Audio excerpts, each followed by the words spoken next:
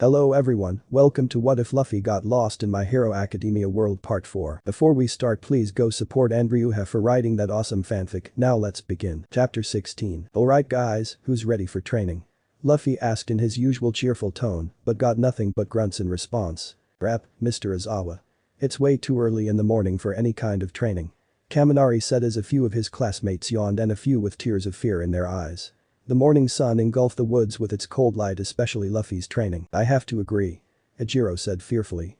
It was the second day of their training camp. After Luffy's training from the other day, they had to get multiple health checks with Recovery Girl. The one this morning was the last one. They had no intention to revisit Recovery Girl again for the rest of this trip, but something told them that they will visit her again, and that thought depressed them very much. I don't want to hear it. You all want to become heroes. Then act like it. Aizawa quickly silenced his students' whining. As much as he didn't like to see them hurt, he would hate it even more if they got hurt because of his soft side. Luffy, continue. Ugh. Multiple students groaned and whined even more after that. Gosh, okay guys, today we'll be learning hockey. Luffy said it as if he expected everybody to already know what he was talking about. Oh boy, this is going to be rough. Momo thought with a pained look on her face, while also mentally apologizing for not preventing her fellow classmates. Half of you go pick up a bunch of sticks. Luffy said as he pointed to the woods. The other half go get some blindfolds. Why? Kirishima asked, more so confused than anything else. Aizawa was just as confused as the rest of them. What do you mean why? Luffy asked with a tilt of his head. Maybe you should try explaining first what hockey even is. Aizawa said after an exasperated sigh. Wait, you guys don't, Luffy said before facepalming himself. Oh yeah, you guys have no idea what hockey is. I totally forgot. Shishishi. Yeah, we don't know. So, why don't you try explaining it? Jiru said in an annoyed manner. Yeah, I thought it was like a different quirk or something. Mina said, remembering the class's talk with Aizawa. Quirk? Luffy said as he put a hand on his chin and started thinking in an almost sagely manner. That doesn't make any sense. You don't make any sense, you rubber freak, Bakugo shouted, his patience already long gone. Just tell us already. Okay, I get it, Luffy said with his hands up. How can I explain this? Before any more whining and a murder attempt ensued, Momo stepped forward. I think that maybe it's best that I explain what hockey is. Aizawa thanked his lucky stars, as did most of the students. He wasn't sure if he was able to go through whatever Luffy considered as an explanation. Wait, yeah, Momo, how do Yaoyorozu was very quickly interrupted. If anybody else interrupts this explanation again, I'll make them come to the supplementary course with Ishido and Kaminari. I understood. Aizawa asked in a threatening manner, a scar floating around him as did his hair, his red eyes, adding to the scary factor. After receiving a terrified yes sir, he let Momo continue. From what I understand from my own experience with hockey and Luffy's explanation of it, it is fundamentally a technique that is centered around will and lack of doubt. As she started explaining hockey, her classmates' previous annoyed attitudes changed to a more curious one. Going into a fight without any doubt and having the will to withstand the pain. That is what hockey boils down to. Am I correct? Yep, Luffy said with a smile and thumbs up. Go on. There are 3 types of hockey. Observation hockey, armament hockey, and conqueror's hockey. Momo said as she activated her quirk. Conquerors? Uraraka muttered quietly to herself before clasping her mouth with her hands in fear of Aizawa. Fortunately for her, Aizawa was too focused on Momo's explanation to even notice. Observation hockey allows one to predict someone's movement, feelings, and overall presence. Momo said as she threw the newly made baseball bat to Luffy and then proceeded to blindfold herself. I will now demonstrate it. Oh, okay, Luffy said as he got close to her and readied himself. With confused looks from everybody around them and bated breaths, they watched as Luffy swung his bat. 1, 2, 3, 4, 5, 4, 9, 1, 6, 2.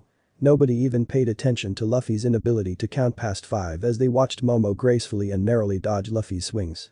If you didn't know her from before, you would have said she had some sort of danger sense quirk. Would you look at that? Izuku was interrupted from looking in pure amazement by a voice in his head and a shiver that went down his spine. At first, he thought he heard it behind him, so he turned around and asked. Who said that? Momo said in response to Izuku's question. Unfortunately, this broke her focus and before she could even realize it, her ear made contact with Luffy's bat, sending her across the ground all the way into a bush. Don't lose focus, Luffy said loudly to her as she struggled to get out of the bush. Mineta was seen drooling at her unfortunate position. That was awesome, do it again, oh crap, yeah Momo, are you okay? And several other comments like these were made as Momo struggled to get out of the bush. After getting free, she sent a death glare to Izuku, even though she was blindfolded. I'm so sorry, Izuku said as he bowed repeatedly with tears in his eyes. It's fine, I'm angrier at myself for not being able to get past 10. Momo said as she got back to the front of everyone, near Luffy and Aizawa. It takes me weeks to even be able to dodge just one more swing. That's the downside to hockey that I have found out myself. It takes a very long time to even learn the basics of it. Yeah, it took me about 2 years to learn the basics. Luffy chipped in from behind Momo. Meanwhile with Aizawa. So that's why Luffy is so good at dodging. Because he mastered observation hockey. If everyone can learn hockey, then this could either be a massive advantage or disadvantage. Depends if word gets out to the villains. Better to keep it a secret for now, good thing I told Vlad and the Hussycats that we'll be having a private session. Aizawa thought with his usual stoic expression. Wow, that was seriously badass, Kirishima said, pumped full of energy. Yeah, I can't believe you dodged all of his attacks blindfolded, Ajiro said, matching Kirishima's energy. C'est magnifique, Aoyama said while spinning. No kidding, if this is what observation can do, I can't wait to hear the rest, Bakugo thought with a newfound passion for learning. Please, I'm not worthy of your praise. Momo said while absolutely relishing the praise and attention she was getting. Having to watch Luffy be a master at hockey while she could barely even dodge 10 swings was a bummer, to put it simply. So the fact that she was getting recognized for her hockey gave her a confidence boost. Remember Momo, you still got a long way to go until you can dodge 100. Luffy said as he was spinning his baseball bat. 100. Almost all of the students said all at once. Even Aizawa thought this number was a bit excessive. Well if you can dodge 100 swings, then you can pretty much dodge anything. Luffy said as if it were the most obvious thing in the world. Momo nodded. I guess you're not wrong. Izuku said with a bit of sweat on his forehead. He really didn't feel like getting hit by a bat for who knows how long. But still. Look, if you don't want to learn observation hockey then you don't have to. You can still learn armament. Luffy said when he noticed everybody's fearful expressions. Old man Rayleigh did say that most people just choose one type of hockey, the one that comes easier to them. I know all three though. Wait, really? Different types of hockey come easier to different people? Momo asked, this was information she did not know. Yeah, why do you think you're learning observation so fast? Luffy said with a smile. You just got an affirmation for it, don't you mean affinity? Aizawa asked with a raised eyebrow. Momo was bewildered that this was considered fast, she always thought that she was slower at learning it. Guess I'll focus on observation. That's what I said. Luffy said only to receive a sigh in response. Pair up, I got a question. Kirishima said, but he was interrupted. No. Questions at the end of the explanation. We deviated from the subject at hand too much already. Aizawa said, his curiosity and impatience getting the better of him. Continue. Right. The next type is armament, this allows you to put a protective shield on different parts of your body. Momo said before turning to Luffy. Luffy, could you demonstrate it please? Sure, Luffy said excitedly as he showed everyone how his arm turned from his usual color to a shiny black with a metallic hint to it. He received a bunch of wows in exchange. This hockey-coated arm now protects Luffy from different dangers, from knives to bullets, and all the way to blazing fire. Momo said as she grabbed his hand, showcasing it to the class like a saleswoman. So that's how he did it. Aizawa thought as every student got close and started touching Luffy's arm. This is truly a terrifying power. This is totally awesome, Mina said, fully hypnotized by his hockey-coated skin. Wow, it's so weird, it's like it's metal, but it's still rubbery. Kaminari said as he pinched Luffy's skin and tried his best to stretch it. Wait, what? Izuku and Momo said at the same time as they also tried to pull on his skin, but just barely managed. Weirdly enough, Luffy wasn't all that bothered by this. Wow, you're right, Izuku said as his mind began to race. This is a big deal, Momo said, thinking the same thing Izuku was thinking. What do you mean? Tsu asked as the rest of the class was wondering what they were thinking. Ugh, I can't believe I didn't realize it sooner, Momo said as she angrily face-palmed herself. Now even Aizawa was wondering what they were thinking. What are you talking about? Hakager asked. This Izuku said as he grabbed Luffy's hand and began stretching it. It's rubbery but also metallic at the same time. Dude, I still don't get it. Kaminari asked, just as confused as the rest. That's when it dawned on Aizawa. You're using your quirk and hockey at the same time. Aizawa said, annoyed at himself for taking so long to realize. In other words, you enhanced your quirk. Yeah. Luffy said confused. That's when everybody else understood what they meant, and that's also when everybody realized what it meant. Oh my god, imagine if I use my quirk and armament at the same time. Kirishima said with a happy expression. I'll be unstoppable. Hockey with all for one. Does this mean I'll stop breaking my bones? Izuku pretty much shouted in his head with sheer excitement. If I use armament, I wonder how much bigger my explosions will get, Bakugo thought with a feral grin. Every student seemed to be thinking the same thing, and the camp began eerily quiet for a moment. Armament with electricity? That would look so cool, Kaminari thought as he imagined shooting black lighting out of his hands. If I coat my arms in hockey and shoot acid, how would that acid come out? Mina thought as she envisioned shooting out a black liquid. Could I make hockey-coated items? Momo thought with a hand on her chin. It would probably help me from overheating or overcooling, not that I need any help in that department. But I do wonder. Todoroki thought as he imagined shooting out blocks of dark ice. How would I even look like with hockey? Hakager thought. Every student found themselves using their quirk with armament, but some of them found that their quirks wouldn't really receive that much of a boost. If I coat my earplugs, would that even do anything besides making them more durable? Jiru thought, after all, she planned on becoming a hero that focuses on information gathering, not battles on the front line. So that's why my quirk has been acting strange lately. Momo said out loud, breaking the silence and snapping everyone out of their thoughts. What do you mean, Momo? Mina asked. You see, before I started learning observation hockey, I would just think of the chemical composition, the different components of the item, and finally the structure before actually activating it and making the item. Momo said with a thoughtful gaze. Holy crap, Mina, along with some of the other students, shouted in their minds at all the steps Momo has to do to even use her quirk. But ever since I started dodging Luffy's swings, I started seeing the item in my mind and not just see it, but sort of feel it. Every chemical compound, every little piece, I began seeing how it was made and could even make slight adjustments to it. Momo said as she activated her quirk and closed her eyes. Even now, as I am making this phone, I can clearly see everything about it. I'm not just following a recipe or a blueprint anymore. It's like I'm helping to make it. Wow. Was pretty much everybody's response. Usually, I would just make a standard smartphone. But with my hockey, I made some adjustments to it. It has different components than the ones I would usually make. Momo said as she snapped her phone in half and began looking inside. Some students whimpered at this. Fascinating. If Momo can do that, I wonder what I can do. Jiru thought as she looked at her earplugs. Can I use my quirk with people I don't even see?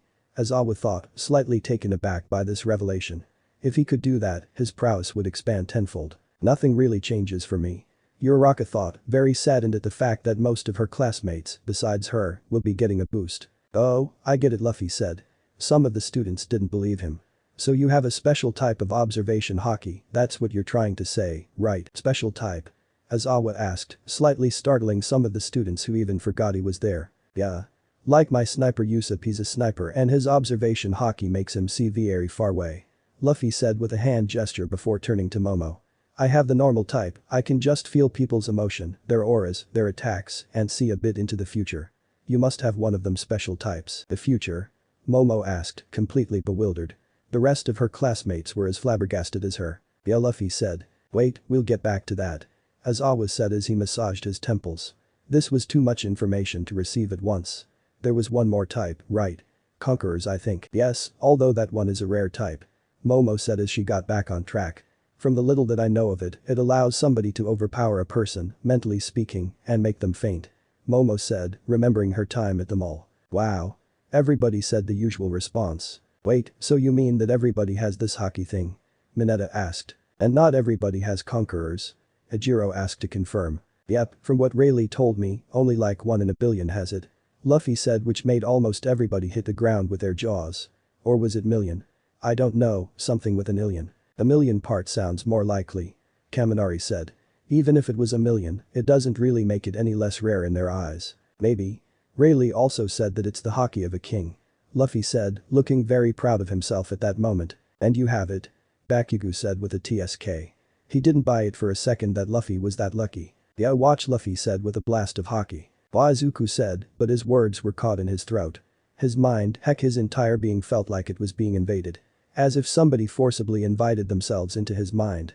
He couldn't feel anything, and soon after, he was knocked out, along with every other person there. Save for Luffy. Whoops. Luffy said as he looked at the ground filled with knocked out students and one teacher.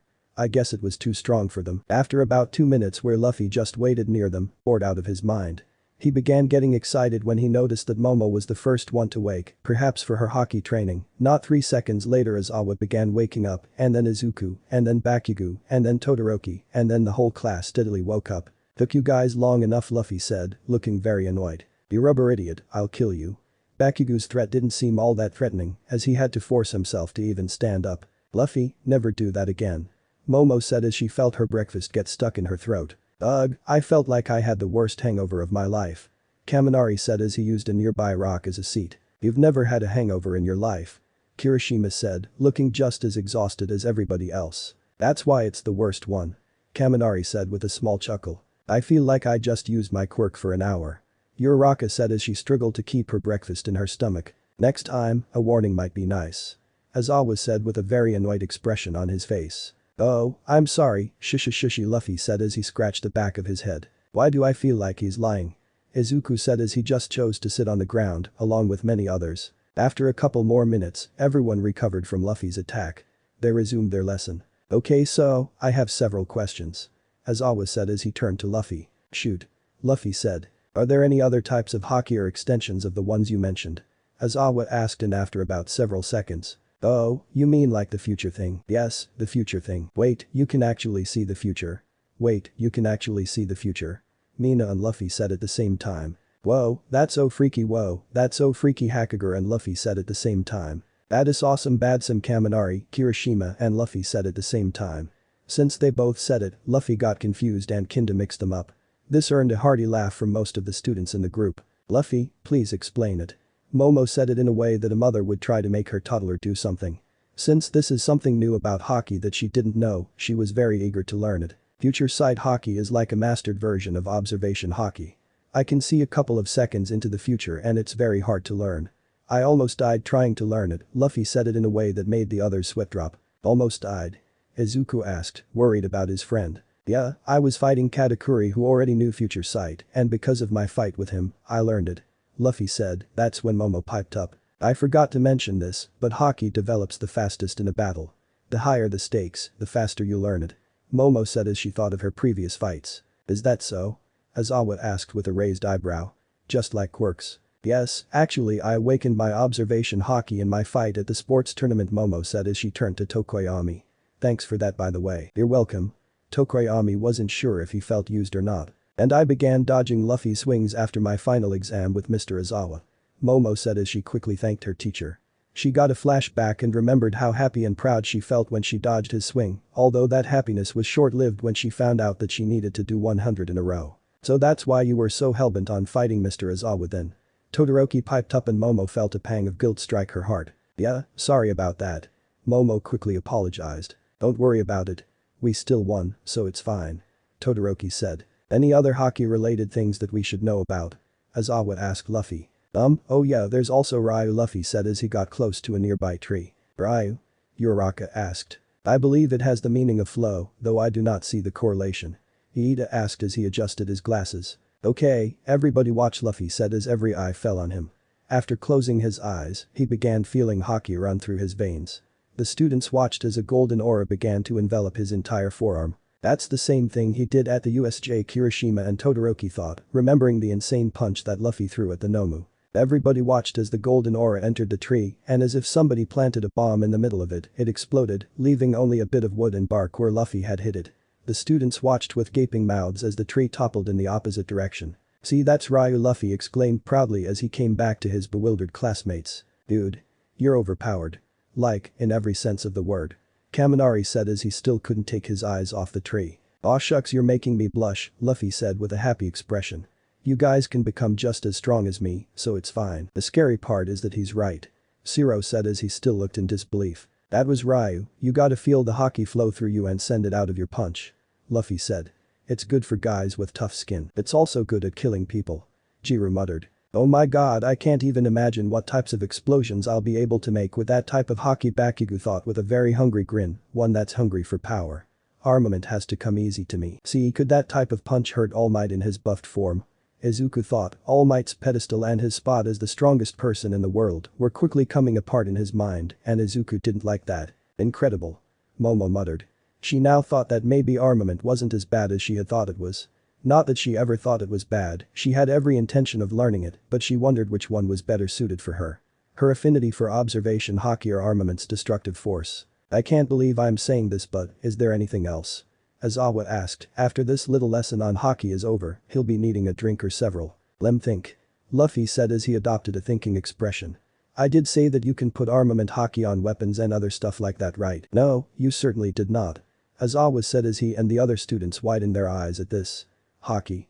On my scarf. Yeah, look, Luffy said as he got a nearby rock and with a little bit of hockey. They were now staring at a hockey-infused rock. Cue the wows. Does this last forever now? Iida asked, wondering if he could put hockey on his engine. Nah, only for a couple of seconds after I drop it, Luffy said before getting an idea. But check this out. Luffy reared his arm back and making sure to not use all of his strength, he threw that rock at a tree and it firmly embedded itself in the tree, somewhere around the middle of the trunk. Only then the rock lost its black coloring, not that the students would notice it. I'm not even surprised at this point. Zero said as he looked at the tree. Armament sounds more and more appealing to me.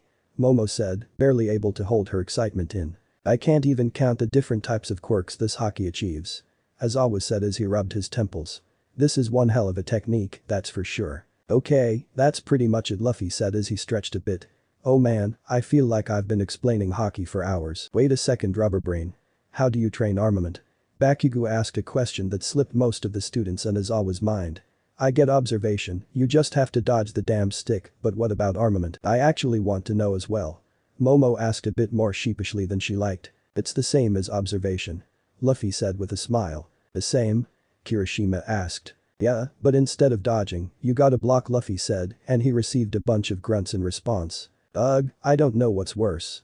Being blindfolded and not knowing where or when you'll get hit, Kaminari said in a sulk. Or knowing when and where you'll be hit and not being able to do anything about it besides just taking it.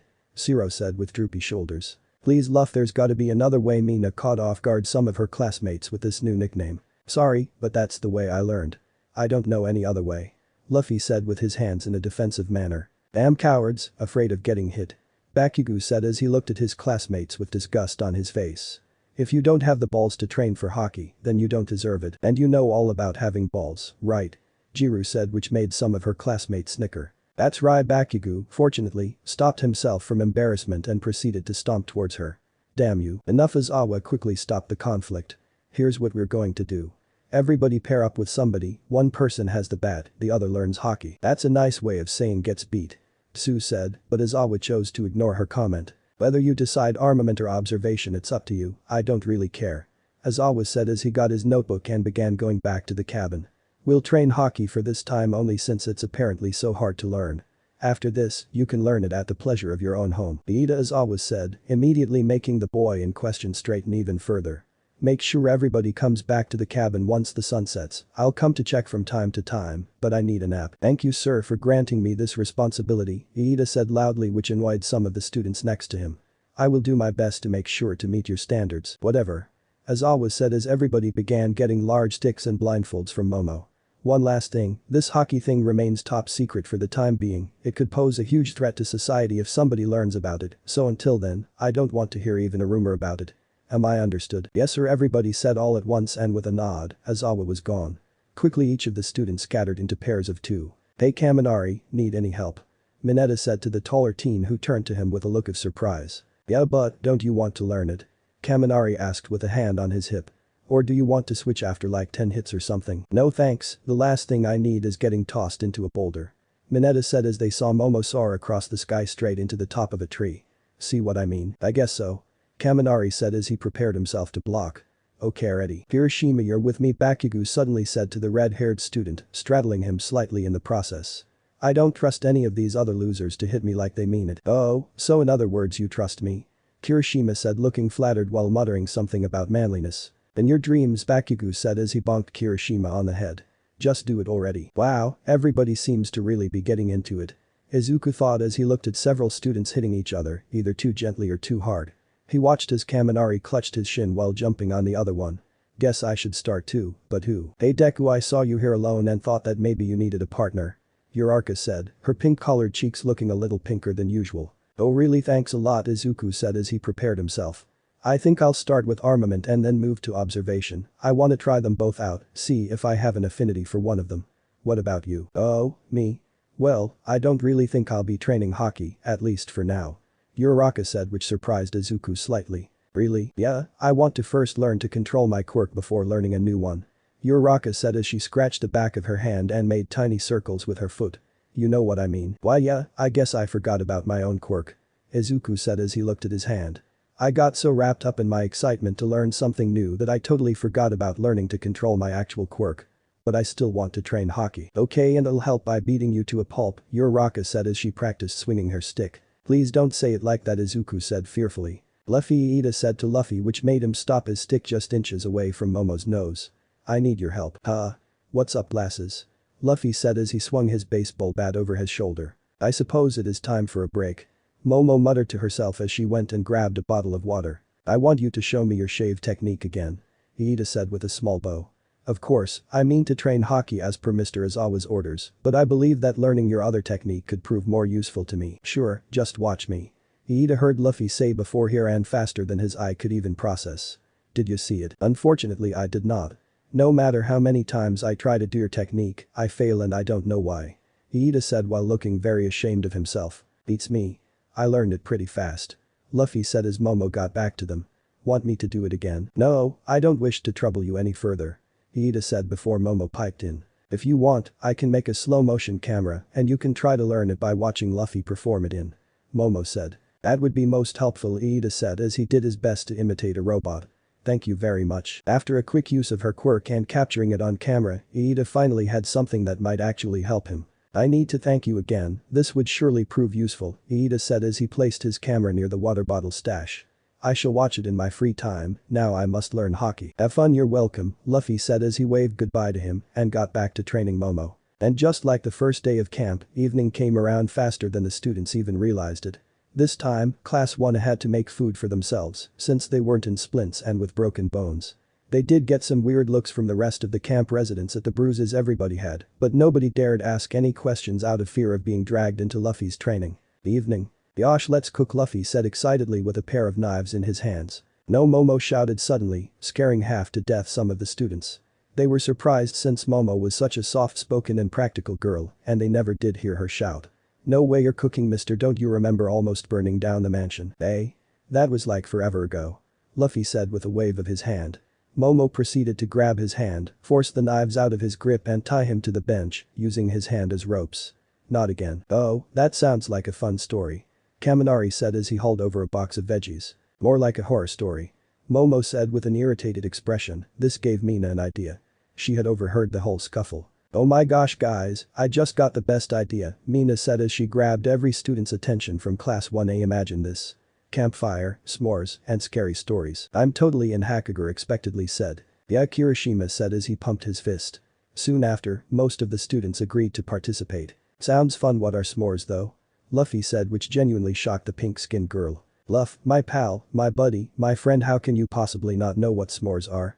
Mina thought that if there was somebody to know everything about food, then it must be Luffy. Is it good?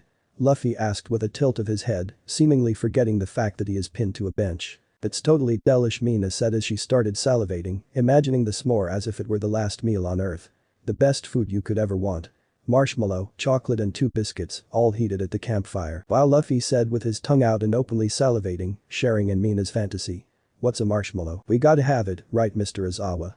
Mina said, ignoring Luffy's question, as she and Luffy turned to stare pleadingly at their teacher, who seemed lost in thought as he overwatched his class along with Recovery Girl. No way, this is a training camp, not a field trip.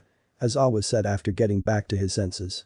This immediately depressed the 2 students. Why you monster, Mina suddenly addressed him with a pointed finger. I hate you, Luffy spat with as much bite as he could while still being tied with his hands. I don't care.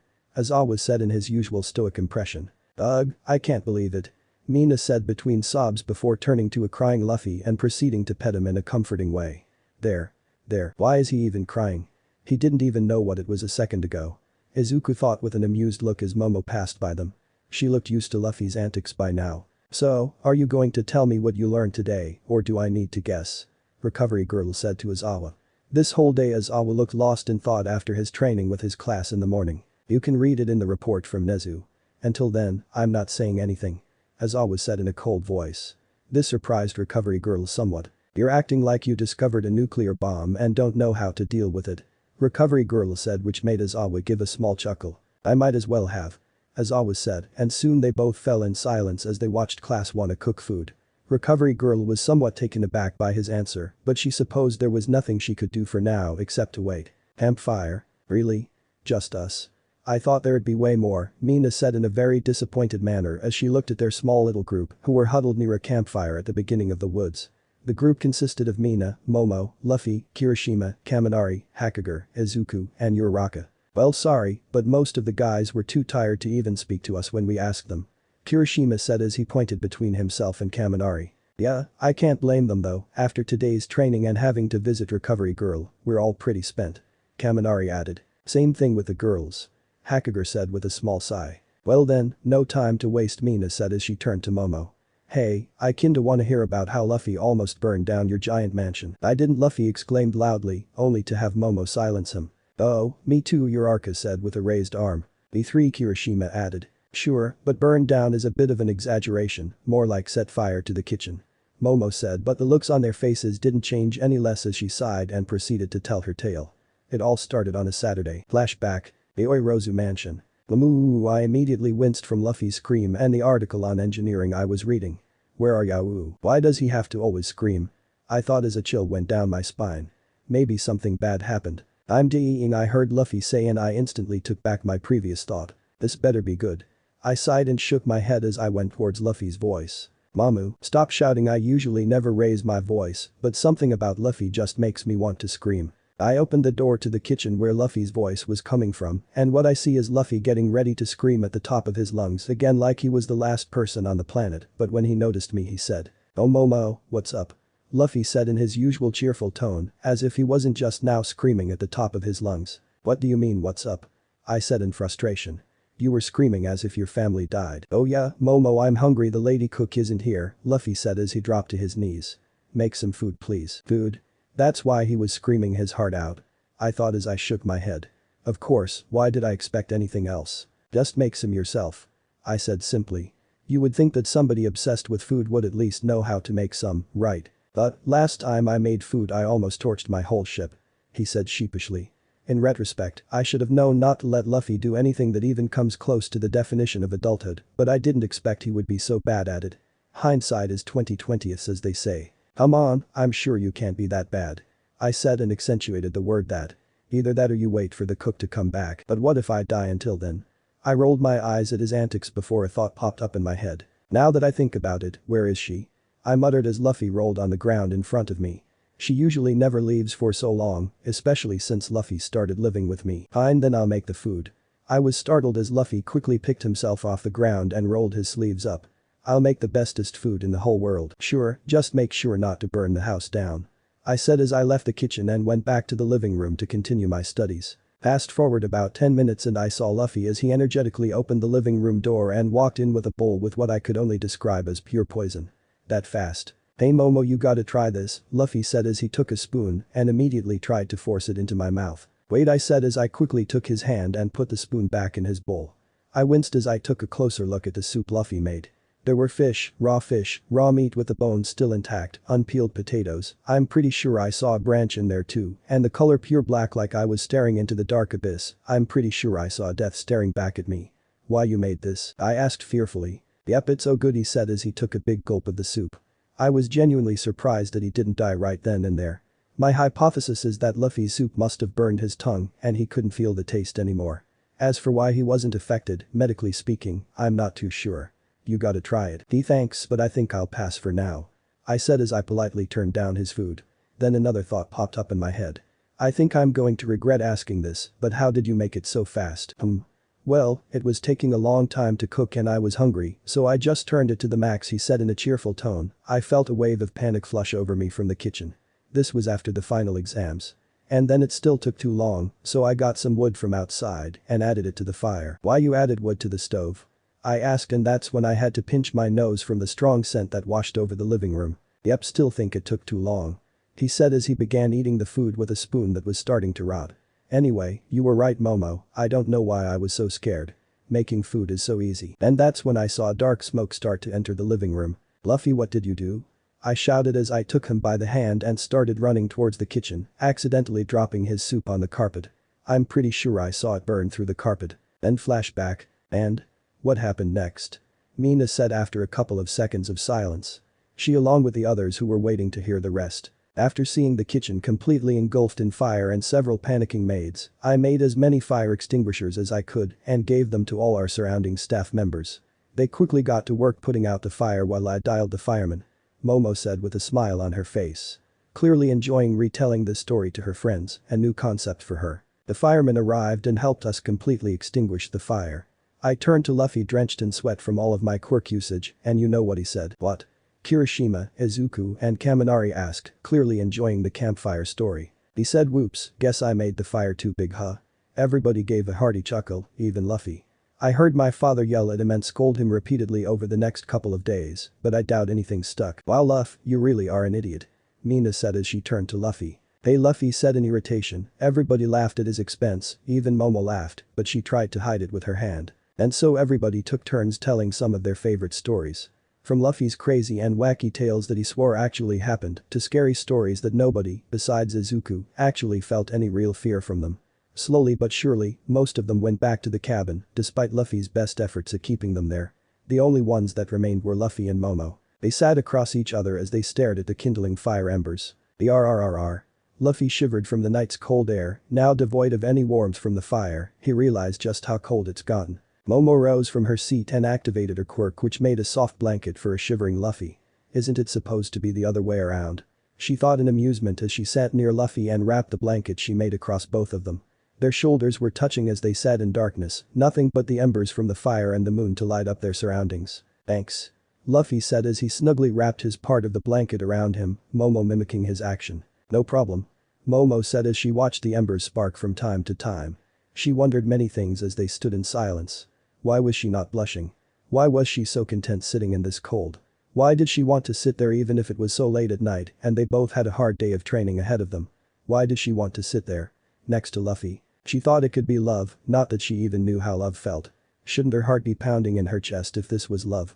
She thought as she slid her hand across her chest to feel her heart. She felt her heart beat as if she was taking an afternoon stroll. I guess not. She didn't feel anxious or nervous or anything, the only way she could describe how she felt was comfortable. Comfortable and content.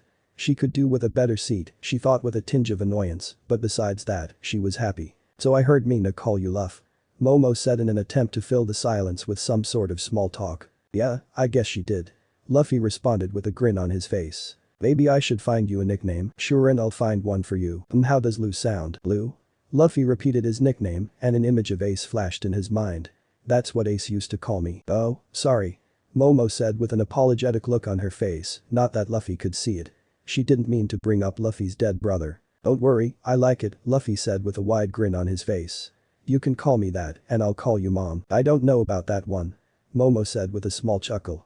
"Just call me Momo, I like my name so I don't mind." "Oh, okay Momo." "You, what was Ace like?" Momo said after a moment of hesitation. She didn't want to open an old wound by any means, but her curiosity got the better of her. "Ace? He was the best big brother ever," Luffy said as his face adopted a permanent grin as he reminisced. "At the beginning, he was very mean, but after I met Sabo and they saved me from a bunch of bad pirates, he started being nicer." "Sabo? Who's that?" "Ah, that's my other brother, me, Ace, and Sabo." "Oh, and is he also deceased?" "What? No. I thought he was, but it turned out that he was actually working with my dad or something. I heard he sailed with a ship one day and got attacked, that's why I thought he was dead, but he's alive, so it's all good." "I'm glad then." "Thanks, there was this one time with a big crocodile, and so," Luffy began rambling about his childhood with his brothers. Momo listened to Luffy tell his story and felt kinda bad for Luffy. He didn't seem to have the happiest of childhoods growing up, but the way he reminisced, in a cheerful way, tells her that at the very least he was happy. And that thought made her happy. "After that, we gathered near a trunk and Ace pulled up 3 cups and a bottle of sake." "Sake?" "That young and they were drinking alcohol. We each drank from our cups and from that point on we became brothers, not just friends but real brothers." "Wait a second, I thought Ace and Sabo were your blood relatives." "I wish that were true, but they're not. But it's fine, in my eyes, they are my brothers." "Because you 3 drank sake." "Yep, don't you know? If you exchange sake cups with someone, you become family." "Really?" Momo said it in a way that wasn't disbelief, but more like someone learning an important fact. "Yeah," and then Luffy was interrupted by a voice in the dark. "What the hell did I say?" The voice revealed to be Aizawa when the 2 students turned to see who it was. Luffy, too immersed in his storytelling, didn't pick up on Aizawa's presence. Mr. Aizawa? Sunglasses?" They both exclaimed startled as they hugged each other out of fear. "Get back to sleep before I send the both of you home," Aizawa said as he activated his quirk. Sorry," Momo tried to apologize. She didn't even realize how late it had got. "Right. Now," Aizawa said in an annoyed angry tone. "Of course, let's go," Momo said as she grabbed his hand and bolted to the cabin. "Eh? But I still had more stories to tell," Luffy said in annoyance as he was dragged by Momo. "You'll tell them later," Momo said as Aizawa watched them disappear into the woods. "Damn trouble children, making me wake up in the middle of the night to put them to sleep." Aizawa thought annoyed. I should have just stuck to hero work, but no. I just had to become a teacher. On a cliff facing the cabin. I do not like this, Himiko Toga said, annoyed as she tried to take off her intricate gas mask. She was a 16-year-old, ex-high schooler villainess with dirty blonde hair. It's so not cute. They were engineered from the black market from what I hear. Mustard said, annoyed at Toga. He was also an ex-high schooler, wearing a more traditional gas mask. You should be worried that they work, not that they look pretty. Hi darlings, sorry to keep you waiting. Magni said as she strolled to the group of villains. She was carrying a big, square, object that was covered in a white cloth. Get to work, get to work. Moonfish said creepily, walking side by side with Magni. He was a villain who escaped death row. He was wearing a tight black straitjacket that only showed his mouth and nothing else. That makes 7 of us. Dobby said as he stood at the forefront of the small group of villains. He was a villain with black hair and a massive amount of scarred tissue on his body. I don't care, just let me loose.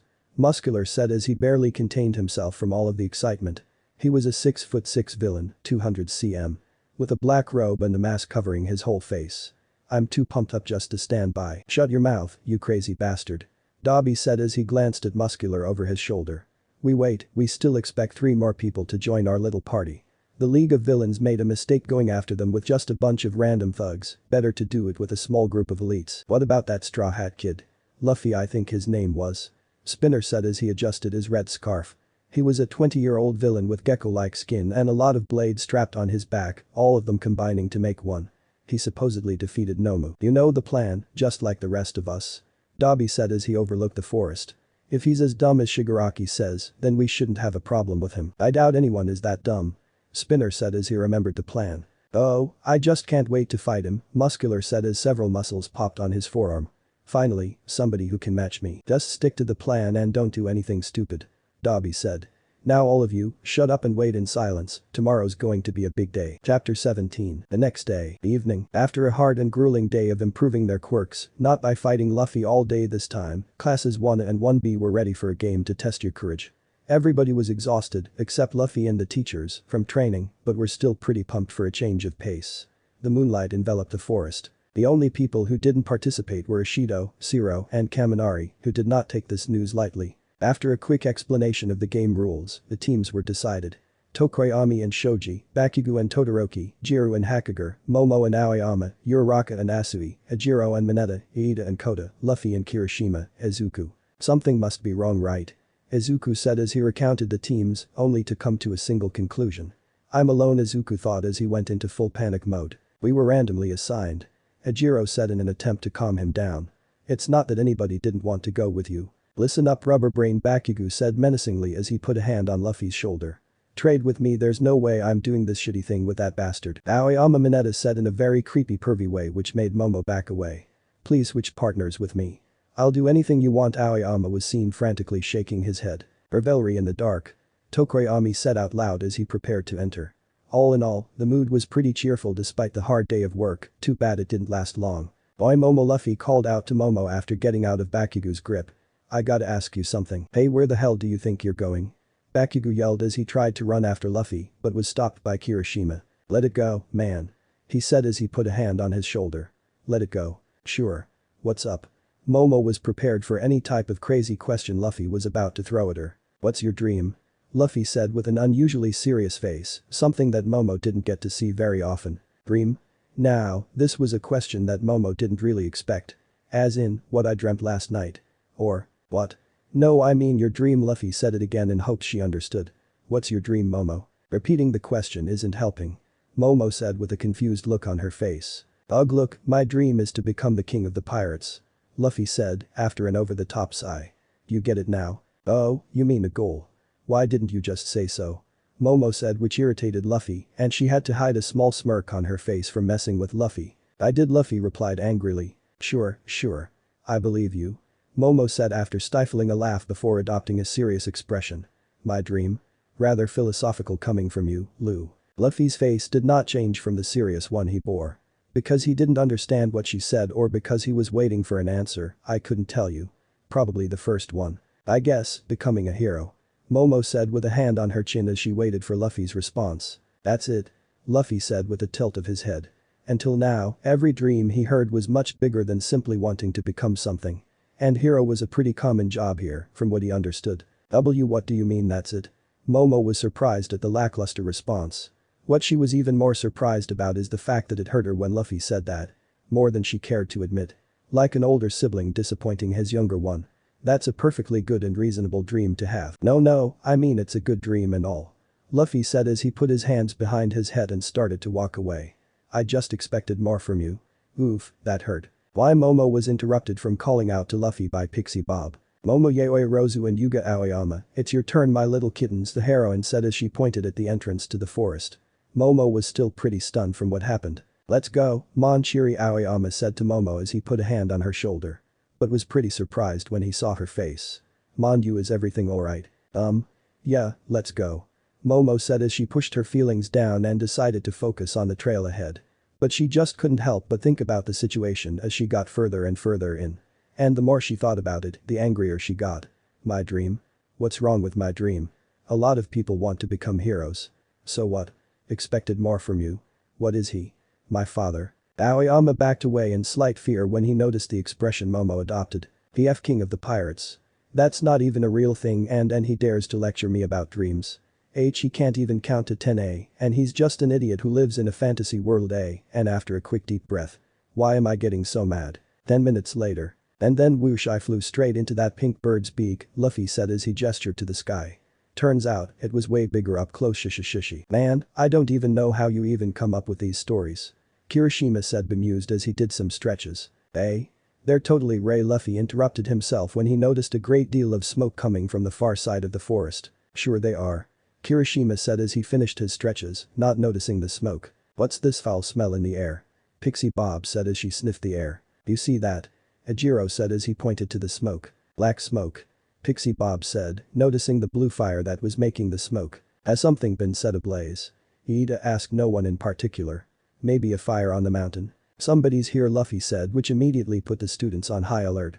We got a couple new guys. Well, what's happening? Pixie Bob panicked as she was lifted off the ground and started flying toward the woods. Before anyone could react, Pixie Bob found herself at the end of Magni's weapon. What do we have here? Magni asked calmly as she placed her pillar on Pixie Bob's head. Atleti Pixie Bob Luffy and Izuku shouted at the same when they noticed the two new arrivals. Magni and Spinner were here. Tiger had to stop Izuku from running headfirst into the villains. This gave him a couple of seconds to think and after a quick search. Where's Koda? Let her go Kirishima shouted as he too tried to charge them, but after a quick kick to Pixie Bob's stomach, he relented but didn't calm down. You bastard. He said through gritted teeth. My, what a rowdy bunch we found ourselves here she said as she eyed every single person before her gaze and Spinners landed on one student. Straw Hat. She muttered to Spinner. That's him alright. Spinner muttered before stepping forward and addressing the whole group. How are you this evening, UA High School? We are part of the Vanguard Action Squad of the League of Villains. The League of Villains? Ejiro said as he got into a combat-ready stance. What are these guys doing here? I could crush this kitty's head so easily. Magni said as she pushed on her head. How about it dear, should I? You get away from her Tiger shouted as he prepared to jump into action. Now, hold on big sis Magni. You too Tiger, calm down. Spinner said as put both hands in an attempt to calm everyone. When deciding if someone should live or die, we must be careful that we are abiding by street. Spinner was interrupted by a thud from behind him. When he turned, his eyes widened when he noticed that Magni fell face first into the ground. Every single class 1 student immediately understood what happened and turned to Luffy. Only to see just his fist there. Big sis Magni? What are you do? Spinner was interrupted from saying any other words by Luffy's fist, knocking him firmly into a tree. Bullet Luffy said as he punched the villain, before turning towards the knocked out heroine. Are you okay? Way to go Rep Kirishima cheered Luffy after the spectacular takedown as Tiger ran to Pixie Bob's aid. As expected of our class representative Iida said as he robotically waved his hands. Pixie Bob are you alright? Tiger said as he crouched down and scooped her up from the ground. Thank you Straw Hat. No problem Luffy said with his usual grin. This reassured Tiger. Tiger, Straw Hat I've talked to everyone using my quirk. Trust the safety of the other students to Ragdoll. Mandalay said as she grabbed Spinner off the ground. Listen Straw Hat, I need you to take Pixie Bob to the cabin while I and Tiger hold off these guys in case they wake up. Can you do that? Usually, she would have sent Tiger with the students, but after what Luffy just demonstrated, she felt assured that he could take care of them. Sure. Luffy said as he picked his nose, this did not reassure the heroes. Luffy then proceeded to take Pixie Bob from Tiger's beefy arms. Careful, treat her as if she were family. Tiger said as he handed the heroine gently. Luffy then proceeded to throw her on his back like a sack of potatoes. Tiger whimpered slightly at this. "Don't worry, I'll keep her safe," Luffy said as he got back to his class as the heroes restrained the villains. "Let's move," Kirishima said as they started running towards the cabin. "Wow, I can't believe you just did that, Rep," Ajiro said, still taken aback by what he had just witnessed. "That was Conqueror's right," he said when he made sure the heroes wouldn't hear him. Luffy said, not really paying attention as he was too busy checking everybody's statuses with observation. "Feels better when you're on the other side," Mineta said as he struggled to keep up with the taller teenagers. "I know, right? That was super quick," Kirishima said before stopping when he noticed Luffy also stopped. "Rep. Wait, we're missing someone," Luffy said as he struggled to find Izuku before cringing at the amount of pain Izuku was feeling. "Now that you mention it," Iida said as he did a headcount of everybody. "Me, Kirishima, Mineta, Ajiro, Luffy, Koda, Midoriya. Oh no," Kirishima said as he frantically searched for him. "Oh crap, they got him," Mineta panicked as he started running in circles. "He's probably already dead." "Glasses, hold her," Luffy said as he handed Pixie Bob to Iida not so gently. Where are you going?" Iida said as he made sure to hold her gently. "Yeah, you can't leave in the middle of a villain attack," Kirishima said stressed. "Exactly," Mineta said as he begged Luffy to stay. "Who'll protect us?" "This isn't such a good idea," Koda mumbled, still shy. "I'm going after Greenie," Luffy said as he grabbed onto two trees. "I don't know what's happening to him, but I can tell he's in a lot of pain." "But what if you ran into a powerful villain?" Iida said, feeling scared for his friend's life. "Since they attacked us, knowing that they are powerful heroes to protect us, they must have brought someone very strong." "I don't care," Luffy said as he activated second gear, feeling slightly frustrated with his classmates non-stop leading. But the teacher's Iida's words were stopped. "Iida," Luffy shouted, which stunned the panicked group. They were sure Luffy never used their real names. Not even once. Captain's orders. They were stunned at hearing Luffy speak with so much determination and authority. Luffy didn't even need to say anything as his face said it for him. After a couple of seconds of intense staring. "I understand," Iida said as he steeled himself. He didn't like it, but the way Luffy said it, it reassured him. "Yosh," Luffy said with a nod as he stretched back a fair amount into the forest before yelling. "Gomu Gomu no jet rocket." The students watched as Luffy flew across the sky at incredible speeds. After he was out of their line of sight, Iida started moving as the others were still trying to spot him. "Let's go," Iida said, which snapped everyone out and proceeded to follow him, not scared anymore, besides Mineta. They couldn't afford to be scared, not after Luffy placed their trust in them. But Izuku Midoriya. "One for all 100%" Izuku screamed internally as he activated his quirk fully in his non-busted arm as he held onto Muscular with his broken one. Smash. The hit he managed to land on the villain not only created a huge dust cloud and cracked the mountainous terrain they were fighting on, but also launched Koda off the side of the cliff. Koda screamed as he flew over the side. Fortunately, Izuku caught him by grabbing him by the back of his shirt with Izuku's teeth. "Gotcha," Izuku said as Koda looked over his shoulder. "Sorry about that," Izuku said through his shirt as he dragged Koda back to land. "Thank you." For Koda's thanks remained stuck in his throat as he realized that Izuku broke his entire right arm to defeat the villain. As Izuku panted and Koda looked baffled at his broken limbs, only one thought filled his mind. "Why? Let's get back to camp, it's not far," Izuku said before hearing rocks moving behind him. Realizing what this meant, he turned back fearfully. "No way, it can't be. I was at 100% the same as All Might," Izuku thought as he watched Muscular come back into the fight, looking relatively unscathed. "Hey, not too bad," Midoriya Muscular said as he slowly walked over to Izuku. "No, stay away," Izuku yelled in hopes that the villain would listen to him. He didn't. "Nah, attacking sounds more fun," Muscular said, shirtless. "It's no good. What am I supposed to do now?" Izuku thought. "I just need some time to think." "Tell me, why have you come here? What does the League want from us?" Izuku said, trying to buy himself and Koda some time. "Doesn't matter to me, I'm just glad they finally let me off the leash. As long as I get to use my quirk all I want, I really don't care," he said as he grabbed a blood red eye from his pocket. "Remember what I told you earlier? We've just been playing around, having fun. Until now. Now I'm serious, cause truth be told, you're pretty strong. I see that now," he finished saying as he put his artificial eye into his empty eye socket. He then proceeded to envelope most of his body into a couple of extra layers of muscle. "Quick grab on," Izuku quickly ordered Koda as he just barely managed to dodge Muscular's attack. The attack sent ripples through the ground. "It's like his quirk is supercharged," Izuku thought as he again barely managed to dodge his attack. However, his attack left him stuck in the rock wall and Izuku stumbled on the ground, dropping Koda in the process. "If I can just get back to camp, Mr. Aizawa should be there. Then he can erase this guy's quirk. Yes, that's it," Izuku thought as he panted on the ground. I just have to get him to chase after me, but I'm so tired from the training today, it won't work. If I turn my back on this guy I'm done for. I have to make my stand and fight him right here and now. Stay back, Koda. Izuku said as he picked himself off the ground. And then, when it's time, run as fast as you can back to camp. You're attacking him again. Koda said, bewildered. You can't do that, let's just go, come on, your punch didn't hurt him earlier, remember? Besides, both your arms are busted up, it's going to be fine. Izuku said as Muscular unstuck himself and started running towards Izuku with a feral grin on his face. One for all 100%, Izuku said as he activated it again in his broken arm. I'm coming for you, Muscular yelled as he approached Izuku. Detroit Izuku stopped himself when he heard someone shouting in the distance. Jet Culverin, yep, bet you didn't expect Snake Man to come so soon. Before everybody could even process what was happening. A black-red arm started bouncing around dozens and dozens of times around the entire mountainous area. This arm also bounced mainly around Izuku and Koda, as if protecting them. Not even a millisecond later, Luffy's punch made contact with Muscular's face, sending him flying over the cliff, threading between Luffy's hockey-coated outstretched arm at unbelievable speeds. This could have been missed if you blinked. But Mandalay and Tiger. Alright, and with that, we're done. Tiger said as he finished tying up the two villains to a tree. After taking a long look at the knocked out villains, he said. What happened to them? What did you mean? Mandalay asked. Straw Hat took care of them. You saw it. I know that. I just want to know how. He said before noticing a strange object coming at them from the sky. What's that? As Mandalay managed to dodge out of the way of the object, they took one look at it and both the heroes realized who it was. No way, Mandalay said as she looked at the guy who killed Koda's parents. Muscular.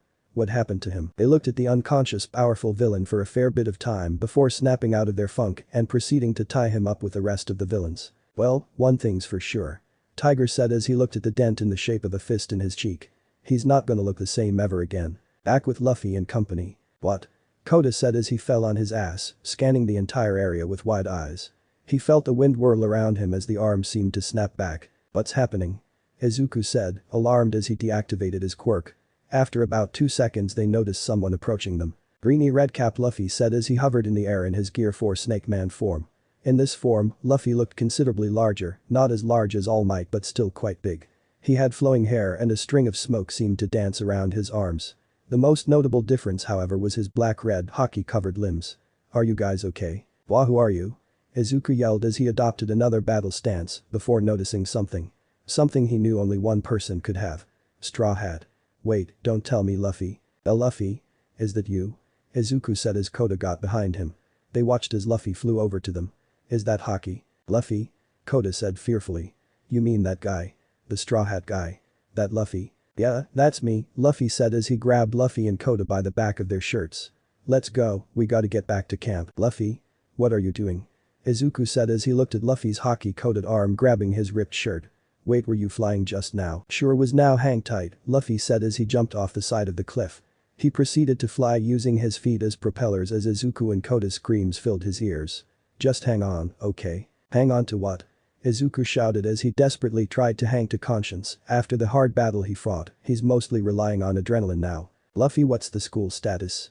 Izuku asked in an attempt to divert his attention from the fear of being dropped.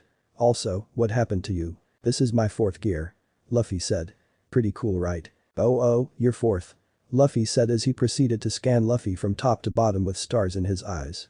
So he does have more awesome. The blue cat lady is knocked out and there's a whole bunch of new guys. Luffy said, which snapped Izuku out of his fanboying. The Pixie Bob. Koda repeated, suddenly grasping at what this attack meant. I see. The guy I was fighting with said he's after Kakin. Izuku said. But I don't know anything else. Kakin? Luffy asked as the cabin became clear. You mean Boom Boy? Yeah. I'm worried about him, the villains must want him for a reason. I just fear what that reason may be. Izuku said, clearly worried. I just hope he's okay. Ah, don't worry. He's strong. Luffy said as he began to slow down. He's not gonna let some bad guys get him. I'm not gonna let it happen. After all, you guys are my crew. Hey Luffy, how are we flying? Izuku said after multiple times he had to check that he really was flying. The blood loss started to get to him as his adrenaline started to wear out. It's a mystery technique, Luffy said as he hopped one final time before landing on the ground. Mystery technique? Koda asked with a raised eyebrow as Izuku sighed in slight disappointment. Of course it is. I should have known. Izuku said. Unbeknownst to him, the rest of Luffy's group came at that exact time. One day you're gonna have to tell me how you do that. Rep. Luffy. Awesome were the responses of the approaching group when they noticed Luffy. Izuku jolted in surprise at their sudden appearance. You gotta be kidding me. Aizawa said as he too joined the group. He wasn't sure if he should feel terrified or relieved. Midoriya, what the hell happened to you? And Luffy, I'm assuming this is your other form. Gear 5 or something. Nah, this is just Snake Man. Luffy said as he quietly deflated back into his normal form. Now I'm out of hockey for a couple of minutes. Mr. Aizawa guys, Izuku said at the same time as Luffy. I'm glad you guys are okay. Luffy told me, more or less, about how things are. I'm ready to fight, he said as he stumbled, forced to use Koda as a crutch, who was too busy being terrified at Pixie Bob's state. No. Koda mustered weakly, unable to take his eyes off the heroine. Wow, Midoriya, you look like total crap, Kirishima said as he offered himself to be used as others following close behind. What the hell happened? I am glad you are alright, Iida said in his usual tone, before switching to a kinder one. Though, I suppose you have seen better days. Alright, enough chit-chat, Aizawa said, both worried and frustrated. From the little he gathered, he understood that Izuku's going to be out of commission along with Pixie Bob. Luffy's out of hockey for the time being, and they're quickly getting overrun by the villains. Here's what we're going to do. Kirishima, Ajiro, Mineta, and Koda. You guys will follow me and we'll escort Pixie Bob, Koda, and Midoriya to Recovery Girl. Since I'm the last one that talked to her, I know where she is, and that way, I'll be able to keep you safe. One stone, two birds. The protests immediately started. Mr. Aizawa Izuku was quickly silenced. I don't want to hear it, you're barely in condition to move, let alone fight. Especially with these guys. Aizawa said as he remembered the mud clone he just snuffed out. Kirishima, you're allowed to use force to keep him here. Sorry, dude. Kirishima said to Izuku as he took a tighter grip on him. I hate it too, but we can't mess with the pros' work. We'll get them next time. Now, for Lou, Aizawa said but was interrupted. Wait a sec. Izuku said as he struggled to not give in to the sleep that was desperately trying to take a hold of him. If I'm not going, you should at least know this. Whoever these villains are, they're after Bakugo. He said, having to correct himself in case they don't know who Kakin is. That was the last thing he said before giving in and dozing off. The adrenaline and endorphins finally disappear. Mr. Midoriya? Koda said weakly when he noticed Izuku's body falling limply. Don't worry, he's fine. He just fell asleep. Aizawa said. Bakugo? Damn it, this is getting more and more confusing. Why would they want Bakugo? Bakugo? Andriuha said. Well, out of all people, I guess it's good that it's him. Hey, Kirishima quickly reprimanded him. No, I don't mean it like that. Ajiro said in slight panic. I just mean, he's the most likely to not give in to the villain's temptations. We're not going to give him a chance either way. Aizawa said resolutely. Luffy, how long till your hockey is back? I don't know. Luffy said as he put a finger on his chin. A couple of minutes, I guess. That's good, the shorter the better. Aizawa said before turning to Iida, slightly surprising the boy. Iida, since you're the fastest, I need you to go to Mandalay and tell her that the villains are after Bakugo. And come back straight away, that's an order. I understand. Iida responded quickly and sternly. Luffy could be seen giving him a slight smirk. I'll do my best, sir. I don't want you to do your best. I want you to do it. Aizawa said, to which Iida responded with a nod, and right before he was about to take off. One more thing, relay this to her as well. Until Luffy arrives, the students can fight to protect themselves. Yes sir, Iida said before blasting full speed ahead towards Mandalay and Tiger. And finally Luffy. Aizawa said as he turned to him. Go and beat as many villains as possible. Yosh, Luffy said with a salute. Without killing them, Aizawa said before he could run off. That's very important. Yeah. I get it, I'll just crush their dreams. Luffy said, which sent a chill down the spine of the people present, not expecting such a line from him. Oh, yeah. Before I forget, there is a crying room somewhere in the cabin. You can put Greenie and Catlety there. It's supposed to be safe. Crying room? Aizawa asked with a raised eyebrow. How do you know? Koda asked, baffled that he knew of his top secret. Just ask Redcap, he'll tell you where it is. Luffy said before running into the forest, swinging from one tree branch to another. Some would say that he was looking rather spectacular at that moment. Okay? Aizawa said with a bead of sweat rolling down his forehead before turning to Koda. Care to explain? I'll tell you on the way. Koda didn't expect that he would have to reveal one of his biggest secrets to a bunch of random people. He also didn't expect that he wasn't that mad at it. A couple of minutes later. Go to hell, Bakugo said as he tried to blast Moonfish off the face of the planet, but instead was forced to dodge a pair of his many sword teeth. Damn it, don't charge in so carelessly, Todoroki said as he popped a quick ice wall for some cover. He was forced to play support because he had to carry one of the 1B students. If I don't, then how am I supposed to blast him? Bakugo snarled as he said this before ducking to avoid another toothed sword. Bakugo, Todoroki and Bakugo felt shivers as they heard Mandalay's voice enter their heads.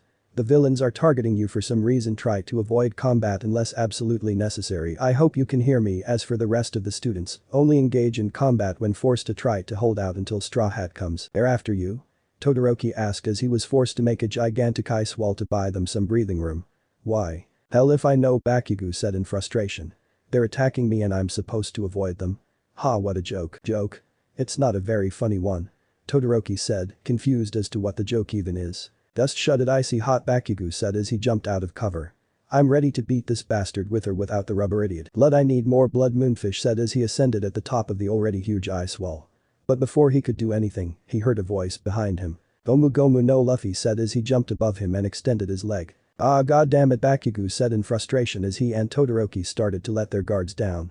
I wanted to beat the shit out of that guy. Battle axe, Luffy said as he kicked Moonfish straight to the top of his head, concussor style, breaking his teeth sword and knocking a couple teeth out of his mouth in the process.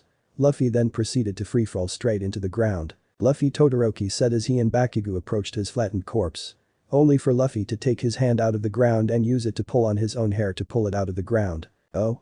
Hey guys, Luffy said as he forced himself out of the ground. Didn't see you guys there. What in the Tom and Jerry?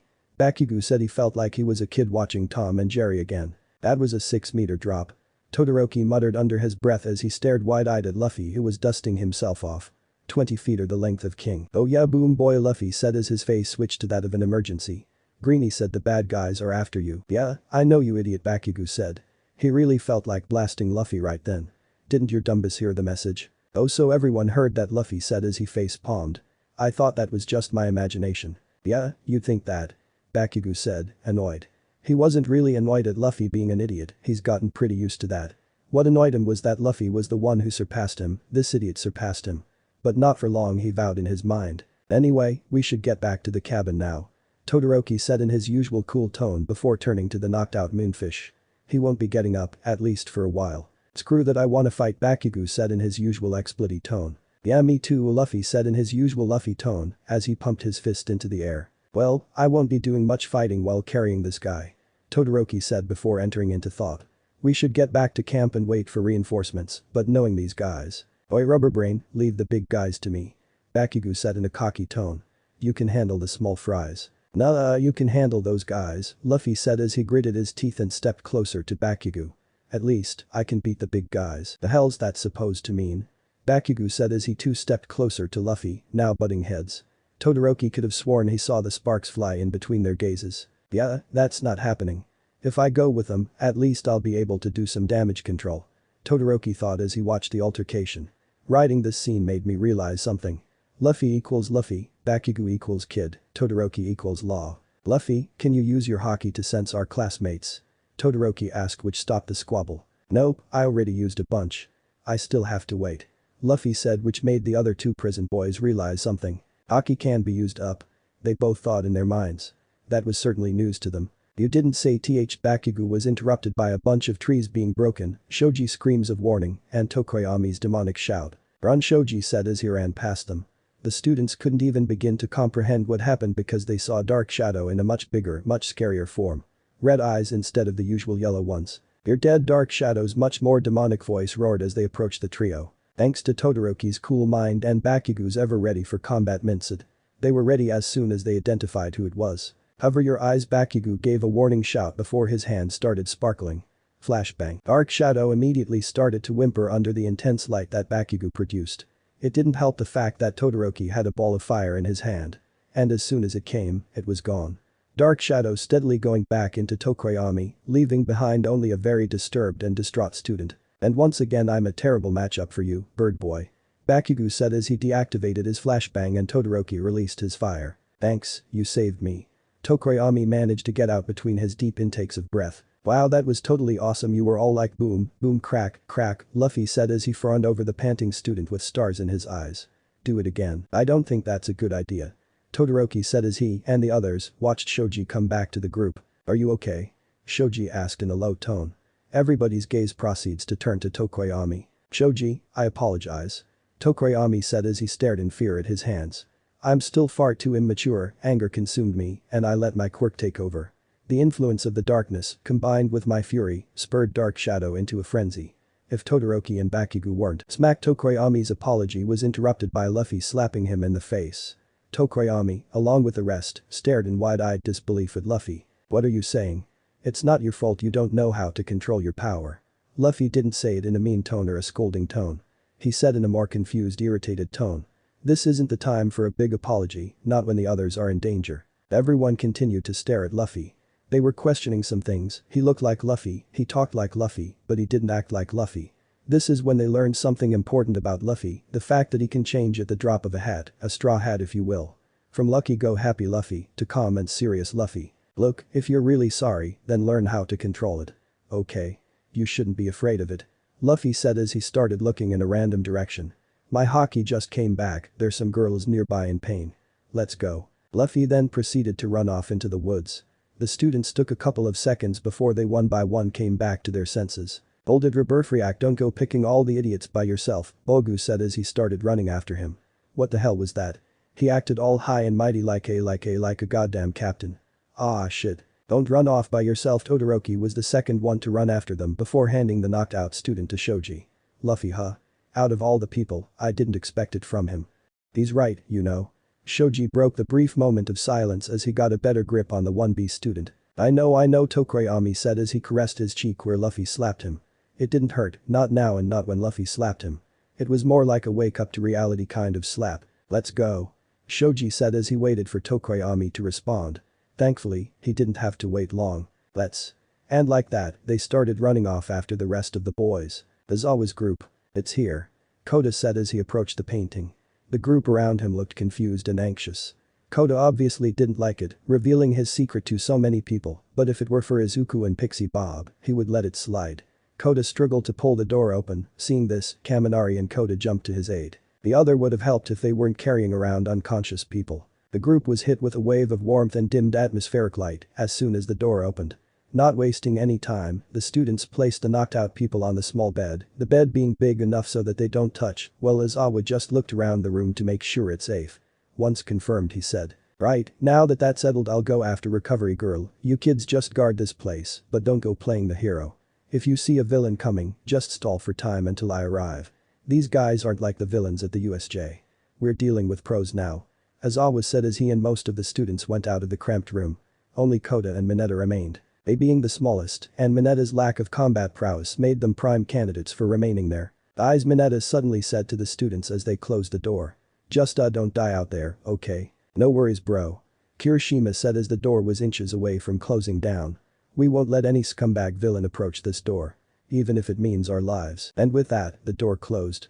Mineta had to admit, the lights became much more alive when there's no outside light. As he stared around the room, his eyes landed on a rather distraught Koda who tried his best to not use this room for its intended purpose. Okay Minoru, time to be a hero. So hey, Mineta said, but struggled to come up with any words. Crap, I didn't prepare for this. I thought being a hero is all about getting the hot babes. I'm totally underqualified. Don't wo Mineta was interrupted. Shut up. Koda said. If you got nothing good to say then don't even try. Yep, I was thinking just that. Mineta said uncomfortably and fast-paced. I'll just stay here. Quietly. And like that, the room fell into a mute silence for the next couple of minutes. Only the ragged breathing of Pixie Bob and Izuku filled the room. Wow, you really can't hear anything from outside. This is some serious soundproofing. I can think of all sorts of things to use this room for. No, stop it, this is not the time for dirty thoughts, Mineta thought as he shook his head violently. Watch out, Pixie Bob managed to say as she forced herself awake. With a quick burst of speed, Koda rushed to her side of the bed with teary eyes. Watch out. Whoa, easy, Koda said as he pushed her suddenly energetic body down into the bed. She looked around the room as if she was seeing it for the first time. She couldn't really understand what was happening. The last thing she remembered was Magni knocking her out cold. Now she was here with Koda and Mineta. Was that his name? Where are we? What happened? She said, trying to sound calm and collected, but her shaky voice betrayed that. Ugh, why does my head hurt so bad? I feel like I have the migraines of all migraines. She thought as she put her hand where it hurt the most. She jerked at the pain she felt when she touched the back of her head. She looked at the tip of her fingers. Blood. Easy, you got knocked out by some lady villain and we're in my special room. Koda said as he struggled to keep her calm on the bed. At least, that's what they told me. They say you have to be calm and relaxed. So please stay in bed. Lady villain. Special room. she said after calming down from her initial shock. As he took one last look, she noticed Izuku Midoriya sleeping next to her, one hand looking shattered while the other busted. Wow, he saved me. HEP protected me even though IP punched him and the bob balls. Koda said as the dam broke and out came the waterworks. He saw saved me. Was the last sentence that could be understood as he burst out crying. Mineta really wished he was outside right now. Saved you? She said as she took one look at him. That's when the pieces fell into place. Oh, come here kid. She said in a motherly tone as she began to hug the crying boy, accidentally knocking off his hat. She hugged him the best she could while fighting a migraine and the pain in her ribs. That's what it means to be a hero. Hero? He said as he cried in her arms. That's when he understood what Mandalay's words really meant that one time. It's true that they ended up leaving you behind in this world, but they saved so many lives through their sacrifice, you'll see that someday. Mandalay said as she looked over a sulking, angry, younger Koda. One day you'll meet someone who'll risk their life, someone who'll be a hero. My hero? He said as he began to calm down in her arms. Now only Koda's ragged breathing and Pixie Bob's hushing filled the room. So that's how you do it. Mineta said as he tried his best to not intrude into such a private moment. This proved to be a bigger learning experience than he first thought. Not long after they heard. Knock knock knock. Mineta hurried to open the door and was met with Recovery Girl who bore a face of steel. Not wasting any time she said. Alright, everybody out, I need complete silence to do my magic. Yes ma'am, Mineta said as he dashed out, not wasting one more second in that room. As Koda left Pixie Bob's embrace and passed Recovery Girl, who was only half a head taller than him. He said. Don't let him die, please. Don't worry Sonny. She said as she passed him and went to check on them. I'm a professional after all. The last thing Koda saw before the door fully closed was Recovery Girl extending her lips and kissing Izuku on the forehead. Having tried his best to stay away from any hero work thus far, he hadn't seen Recovery Girl do her magic yet. He had to put a hand over his mouth to keep his dinner in and visibly gagged at the sight.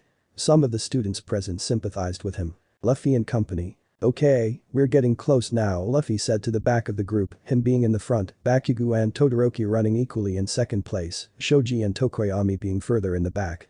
Whoa, something happened to Floaty Girl, Luffy said, referring to Uraraka. Then run faster, damn it, Bakugo yelled as Luffy jumped out of the woods and into the path. Bakugo, not knowing Luffy, stopped and ran head first into him, crashing both of them into the ground. Hey moron, what's the deal? Uraraka. Todoroki was alarmed when he noticed Toga pinned to the ground by Uraraka. This caused Bakugo to stop thrashing around with Luffy and look up to see the two girls. Quickly guys, help her, Asui said, which gave the wake-up call Toga needed as she spun herself around and jumped off of Uraraka. Stop, Uraraka quickly called to her in hopes of capturing her. Shoji and Tokoyami jumped out of the forest onto the path. There's too many people here and I don't feel like getting killed tonight. Toga said as she proceeded to run into the forest. Toodles. Uraraka, are you alright? Todoroki said as she neared her. The other boys followed close behind. Yeah, I'm fine, Uraraka said as she sprung back on her 2 feet, her left one slightly trembling after having her blood sucked out of it forcefully. More importantly, let's get her. Hold on. Todoroki said as he got his tone into a calm and collected one. We don't even know what quirk she has. So what happened? Tokoyami said as he struggled to get Asui off the tree she was pinned to. That girl, she was one of the villains. She was crazy, Sue said as she massaged her scalp after having her hair dragged. But Pink Cheek said, hey, let's get her, Bakugo said before turning to Luffy who looked confused before turning annoyed. Hey, what's the hold up? Let's go, he said, thinking Luffy was tracking her with observation. I can't, Luffy said distraught as she sent out a massive hockey wave, specifically designed to find out where everyone is, focusing on the Toga's aura right now, he felt nothing. I can't sense her. Damn it, for those wondering, Toga can hide her presence. Huh? What do you mean? Shoji asked as he looked at an annoyed Luffy. You can't sense her aura with observation. No way. Really? Uraraka said surprised. Yeah, really? Luffy said, annoyance clear in his voice as he continued to search for the girl. Maybe that's what her quirk is. Todoroki said as he joined the growing circle. It doesn't really matter now. Let's get back to camp. Sue said, getting her mind back on track and under control. Agreed. Tokoyami said. Our mission is to rescue as many students as possible and escort Bakugo to safety. Yeah, about that. Uraraka said as she looked around the group. Where's Bakugo? Shouldn't he be here? Huh? Luffy said, snapped out of his concentration. What do you mean? He's right here, Luffy said as he looked around the circle, along with everyone else, but when they didn't see the boom boy. What the? I coulda sworn he was here. Nice trick, eh? A new voice startled some of the students. The voice belonged to Mr. Compress, a villain in a black and white mask dressed in a yellow suit with a top hat. He was looking down at them from a tree. I took the lad you're talking about with my magic. A talent like his would be squandered if he played a hero. We'll provide him a grander stage where he can truly shine. He said as he played with a blue marble. Magic? Whoa, awesome, Luffy said excitedly with stars in his eyes. Do me next. You idiot, he means his quirk, Urarka said as she slapped Luffy before turning back to the villain. Give him back. Give him back. What an odd thing to say, Bakugo doesn't belong to anyone, he's his own person. Don't be so arrogant. Mr. Compress said as he continued to toy with Bakugo. Ah, he has him, Luffy said as he gave another blast with observation haki to find Bakugo. I don't know how, and it's very faint, but he has him. Then we'll get him, Todoroki suddenly said as he sent an ice wave at Mr. Compress, making him jump out of the way and land gracefully on another tree. Why the aggression? We merely wish to show him that there are other options besides the fanatical world of heroes he is drowning in. He said as he started playing with 2 marbles now. It's important to choose a path that aligns with your core values after all. It's not just Bakugo, Shoji said, which alarmed his classmates. Tokoyami's gone. Yeah, he's got Bird Boy too, Luffy said, looking pained with a guilty look on his face. Damn it, my observation is all over the place. He snatched 2 of our strongest classmates without a sound. What power is this? Todoroki thought as he desperately tried to come up with a solution. If you're monologuing because you think you've beaten us, you're mistaken. A bad habit of mine, I was once an entertainer, you know. Mr. Compress said. Taking poor Tokoyami was a bit of improv on my part. I saw his demonic form, truly a sight to see. Wreaking so much chaos and havoc, I just had to take him, you see. Alright, that's enough, Luffy said, irritated he had it up to here with losing crewmates. But before he could do anything, he felt Todoroki's aura spark to life, and out of the corner of his eye, he saw him move forward. Why? Luffy's voice was drowned out as a massive iceberg sprouted from Todoroki, leaving a big chunk of the forest in ice. When he was done, his entire left side was frozen over, save for his eye. The iceberg was so massive, you'd start trembling just by being near it. Apologies, but sleight of hand and escapology are my specialty, not combat. Mr. Compress said as he barely managed to dodge Todoroki's massive attack. As he flew in the air, he pressed a button on his earpiece and said. Vanguard Action Squad. Our little show has officially come to a close. Meet me at the retrieval points in the next 5 minutes for our final bout. They're going to take them. Our friends, Todoroki said, alarmed as he started running after Mr. Compress, who hopped from tree to tree at impressive speeds. Not on my watch, Luffy said as he and everyone else started running after him. But Momo and Awase. Damn, this thing's just relentless, Awase said, annoyed as he ran away from a green Nomu with multiple arms, but with a chainsaw and drills for hands. How you doing, Yaoyorozu? I'm almost done, Momo said as she ran away from the green Nomu. Awase didn't have enough time to warn Momo from an incoming chainsaw aimed straight for her neck. Thankfully, she managed to barely dodge it while working on her quirk and running. How the hell do you keep doing that? Awase asked, impressed and terrified at the same time. That was like the 16th time you dodged it without even looking. What? Really? You mean it? She said as she took her eyes off her arm and looked at Awase with hope. Don't sound happy about that, Awase said as they kept running. How long till that thing's done? I'm just about done. She said as she pulled a gun with a really thick-looking barrel out of her arm. There, it's done. What is it? Awase said as he jumped over a root sticking out of the path. Looks like a normal handgun to me. This handgun would put most cannons to shame. She said as she loaded in a heavy-looking bullet packed with special gunpowder. On 3, you ran ahead of me and support my back with everything you have, got it? Awase wasn't really sure what she wanted to do could actually work, but since he had no better ideas. Sure, okay, one, Momo said as she dodged a drill aimed at her heart. She slowly began to use her feet at 110% to put some distance between her and the green Nomu. Do, Momo said with a bit of a shake in her voice. Oh boy, this is gonna hurt like hell. 3, and with that, Momo jumped ahead and with a flip, she was now facing a raging Momo coming at her with nothing but orders to kill. Stealing her nerves, she put both hands on the grip and pointed it straight at the green Nomu. When she felt Awase's hands on her back, she closed her eyes and pulled the trigger. Boom. First there was Momo's cry of pain at having both her shoulders dislocated at the same time. Then there was Awase's cry of pain at receiving some major damage to his feet.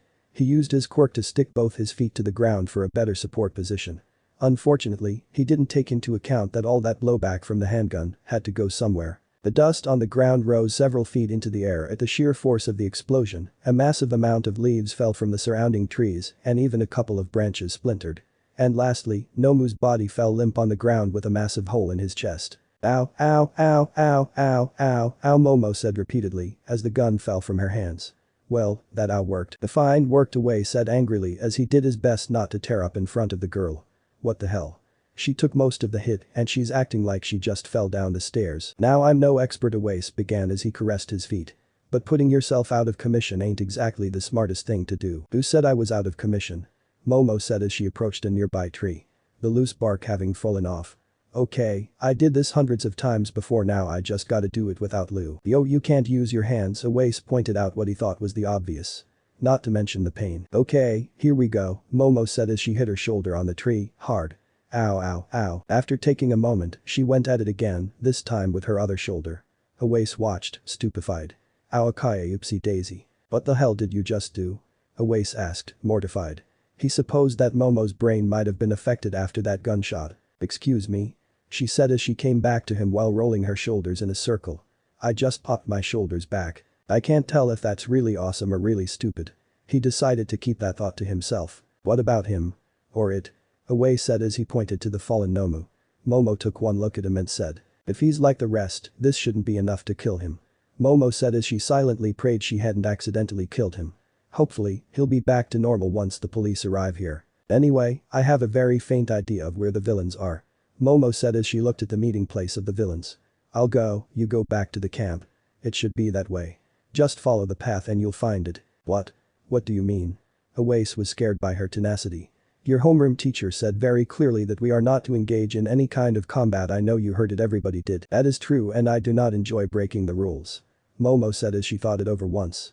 Awais felt like he was finally making some headway with her. But, if I don't fight the villains, how am I supposed to improve myself? Yep, that does it. This girl is crazy, confirmed. He said as he pulled himself off the ground. Nah, you got it. Have fun. Send me a postcard. Awais continued to walk for about 4 more steps before stopping and grunting very heavily. Do you need any help? Momo asked innocently. She could tell he was in extreme amounts of pain. She didn't really need observation to figure that out. Nope. I'm good. I just need to catch my breath. Yeah, that's it. You go on ahead. Away said as he prayed she didn't notice his tears of pain. Pull yourself together, she took all that and she's ready for more.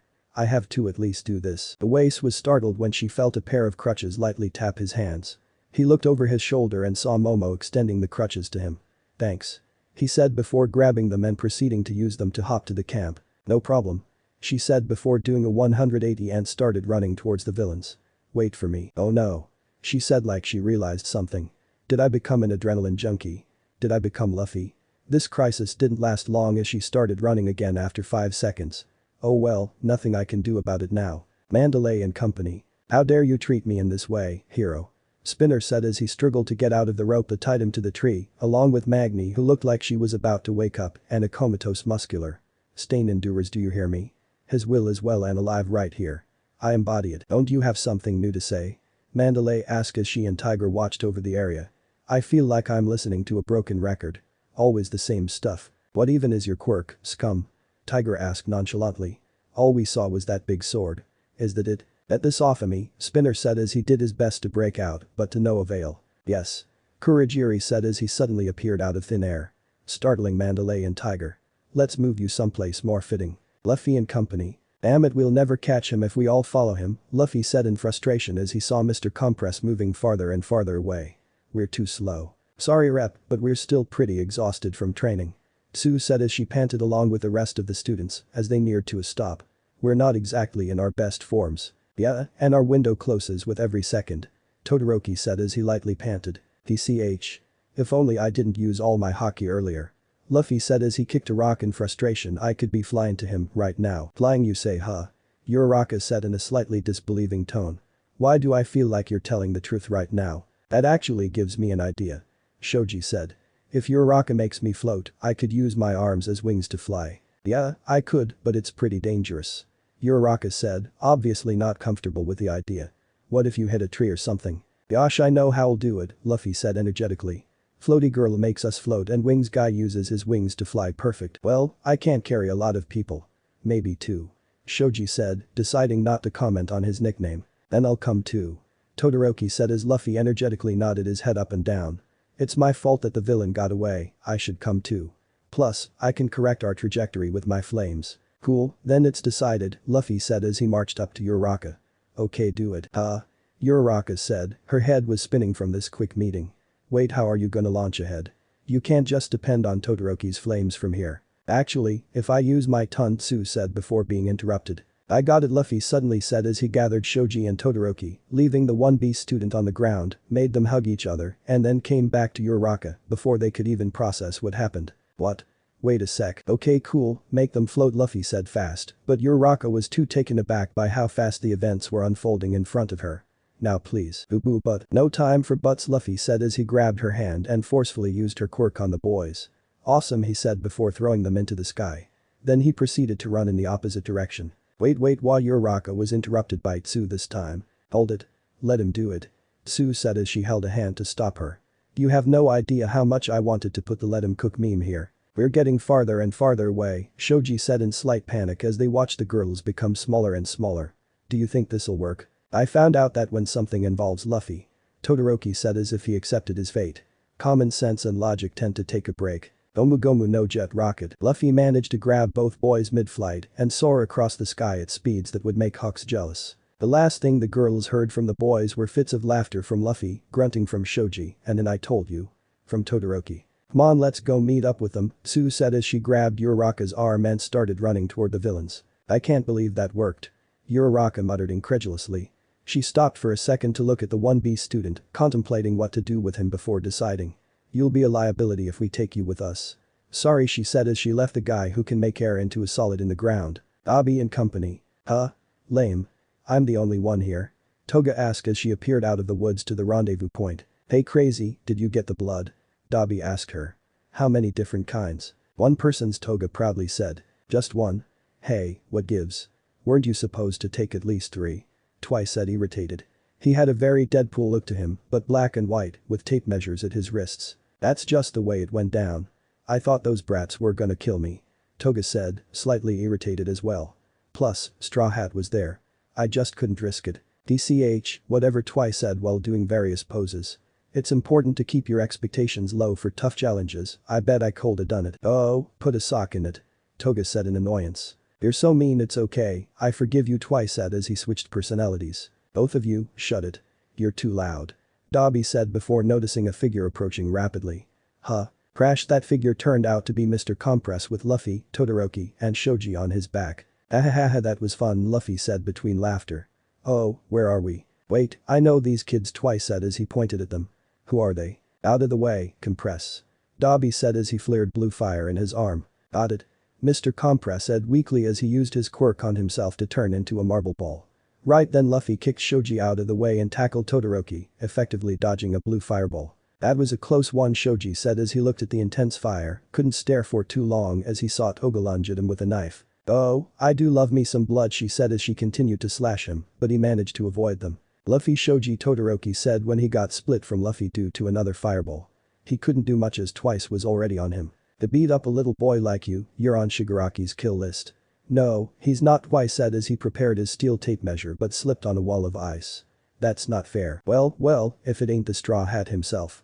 Dabi said in a bored tone as he continued to spew constant fire at him to keep him at bay. If what he knows about him is true, then he can't give him a second to breathe.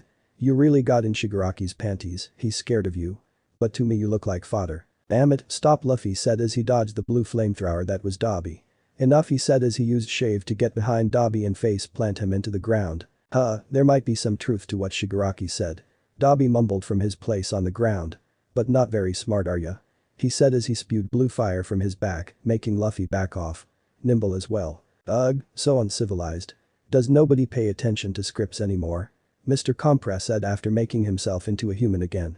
No matter, I still have the stew, huh? Luffy, Todoroki, we're done, he gave away his best trick. Shoji said before turning back to the villains after punching Toga in the stomach to make her back off. I'm not sure what your quirk is, but it had to do with those little marbles, right? The ones you stashed in your pocket. So I'm guessing these are Tokoyami and Bakugo.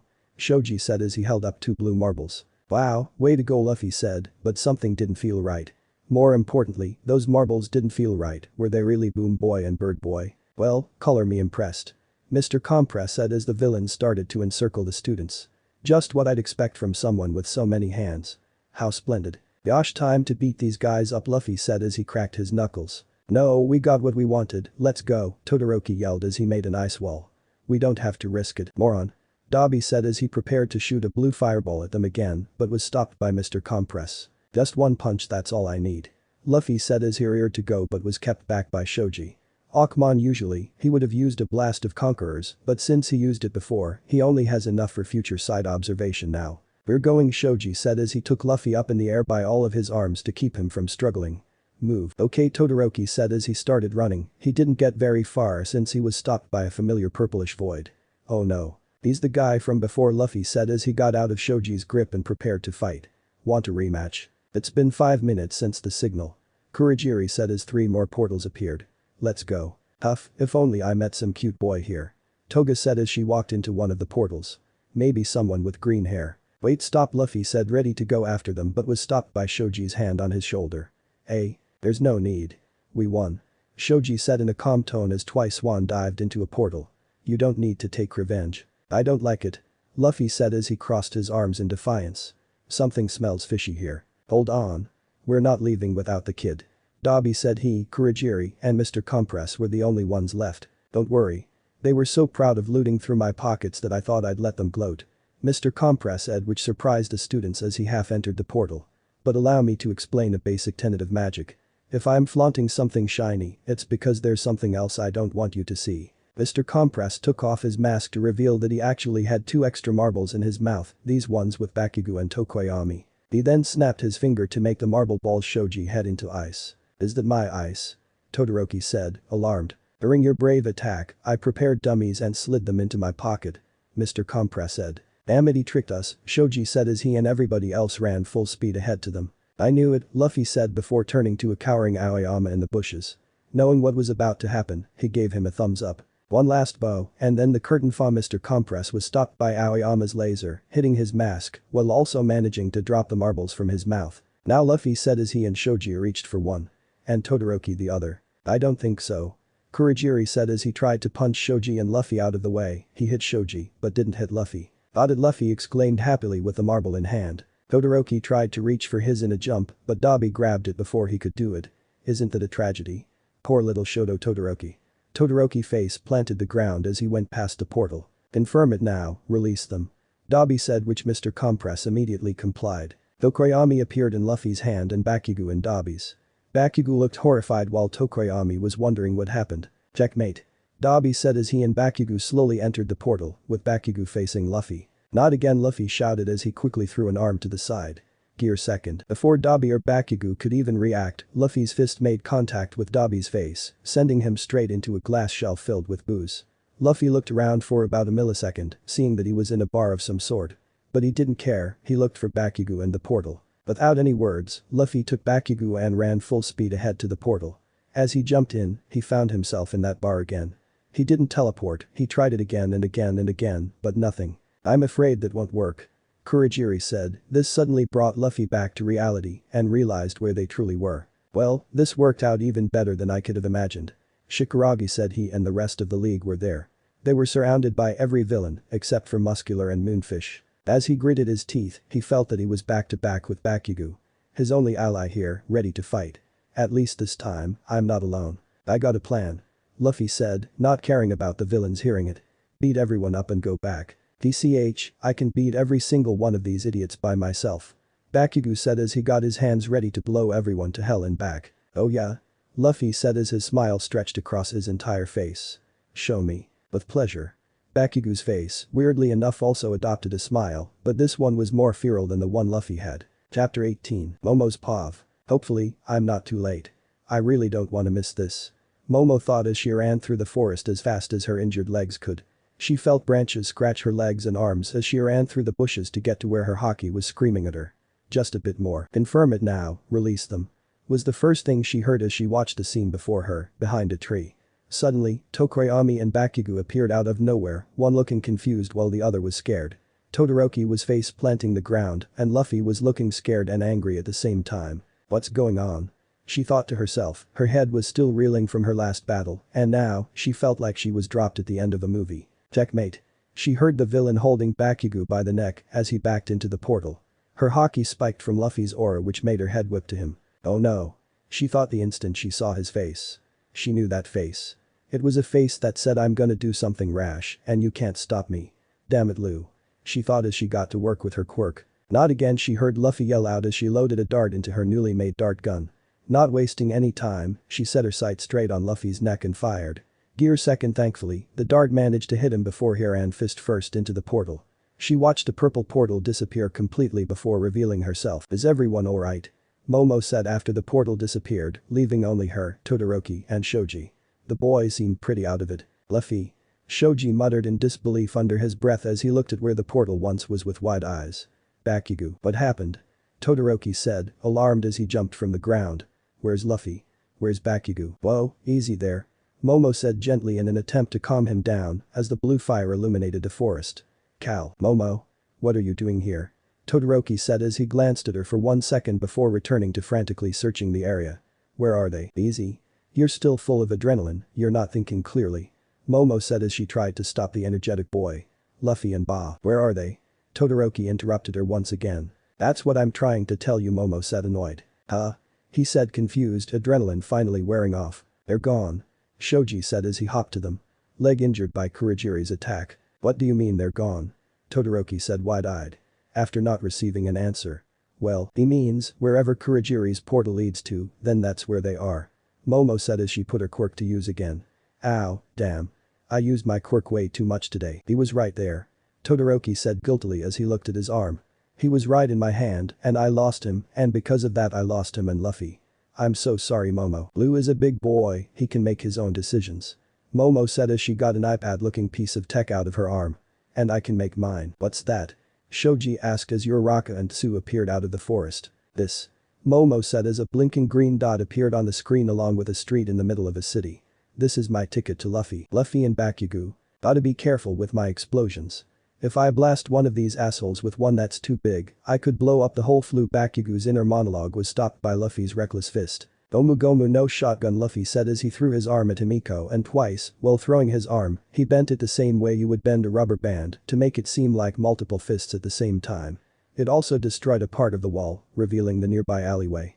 Luffy used this move once like in East Blue, since he's got Gatling, I get why. The move managed to punch twice straight in the face, not breaking his nose, but coming pretty close. Sonova that hurt it was nothing. The rubber brains got a good idea. Who the hell cares about the consequences? Bakugo said as he dodged Magni's pillar and charged at Spinner. That shit's for the future, I live in the moment, Bakugo shouted as blasted Spinner, while also blowing up a chair and part of a nearby table. Luffy proceeded to grab Spinner by the face and press him against the brick wall. With some giggling, he dragged Spinner across the wall, leaving a heavy burn mark on his scaly face. He then proceeded to throw Spinner at twice, hitting twice straight in the gut and knocking out Spinner. Yeah, ha ha ha ha, Luffy said as he laughed at Bakugo's newfound resolve. This laughter didn't last long as he caught out of the corner of his eye Toga's blade, which was going straight for his neck. Missed me. DSK, stupid brat. I'll show you not to mess with me. Toga's threat was interrupted by Shigaraki, who put a hand before her, signaling her to stop. Huh, don't you remember the meeting? I said don't kill these two. They're valuable assets. Shigaraki said as he watched Bakugo nearly dodge Mr. Compress's hand. Bakugo responded by punching him in the gut. We wouldn't want to lose all the trouble we've gone through, now would we? In case you didn't realize, we lost our main firepower, Toga said as she pointed to a passed out Dobby behind the counter. And we're losing, she said as she looked at Luffy uppercut Mr. Compress with a smile on his face. We're too short on people to capture them, that's why you got me here.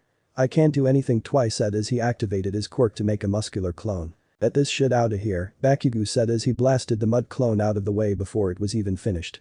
From behind him Luffy showed up with his fist at the ready. Gomu Gomu no pistol, Luffy said as he punched twice straight into the booze shelf, leaving him next to Dobby with a broken nose. Whoa there kids. We could continue this bloodbath, which helps none of our sides. We're literally winning. Said Bakugo with a flat face. Or we could have a civilized discussion. Shigaraki proposed, to which both the students paused. We don't need to fight, all this senseless fighting will amount to nothing in the end.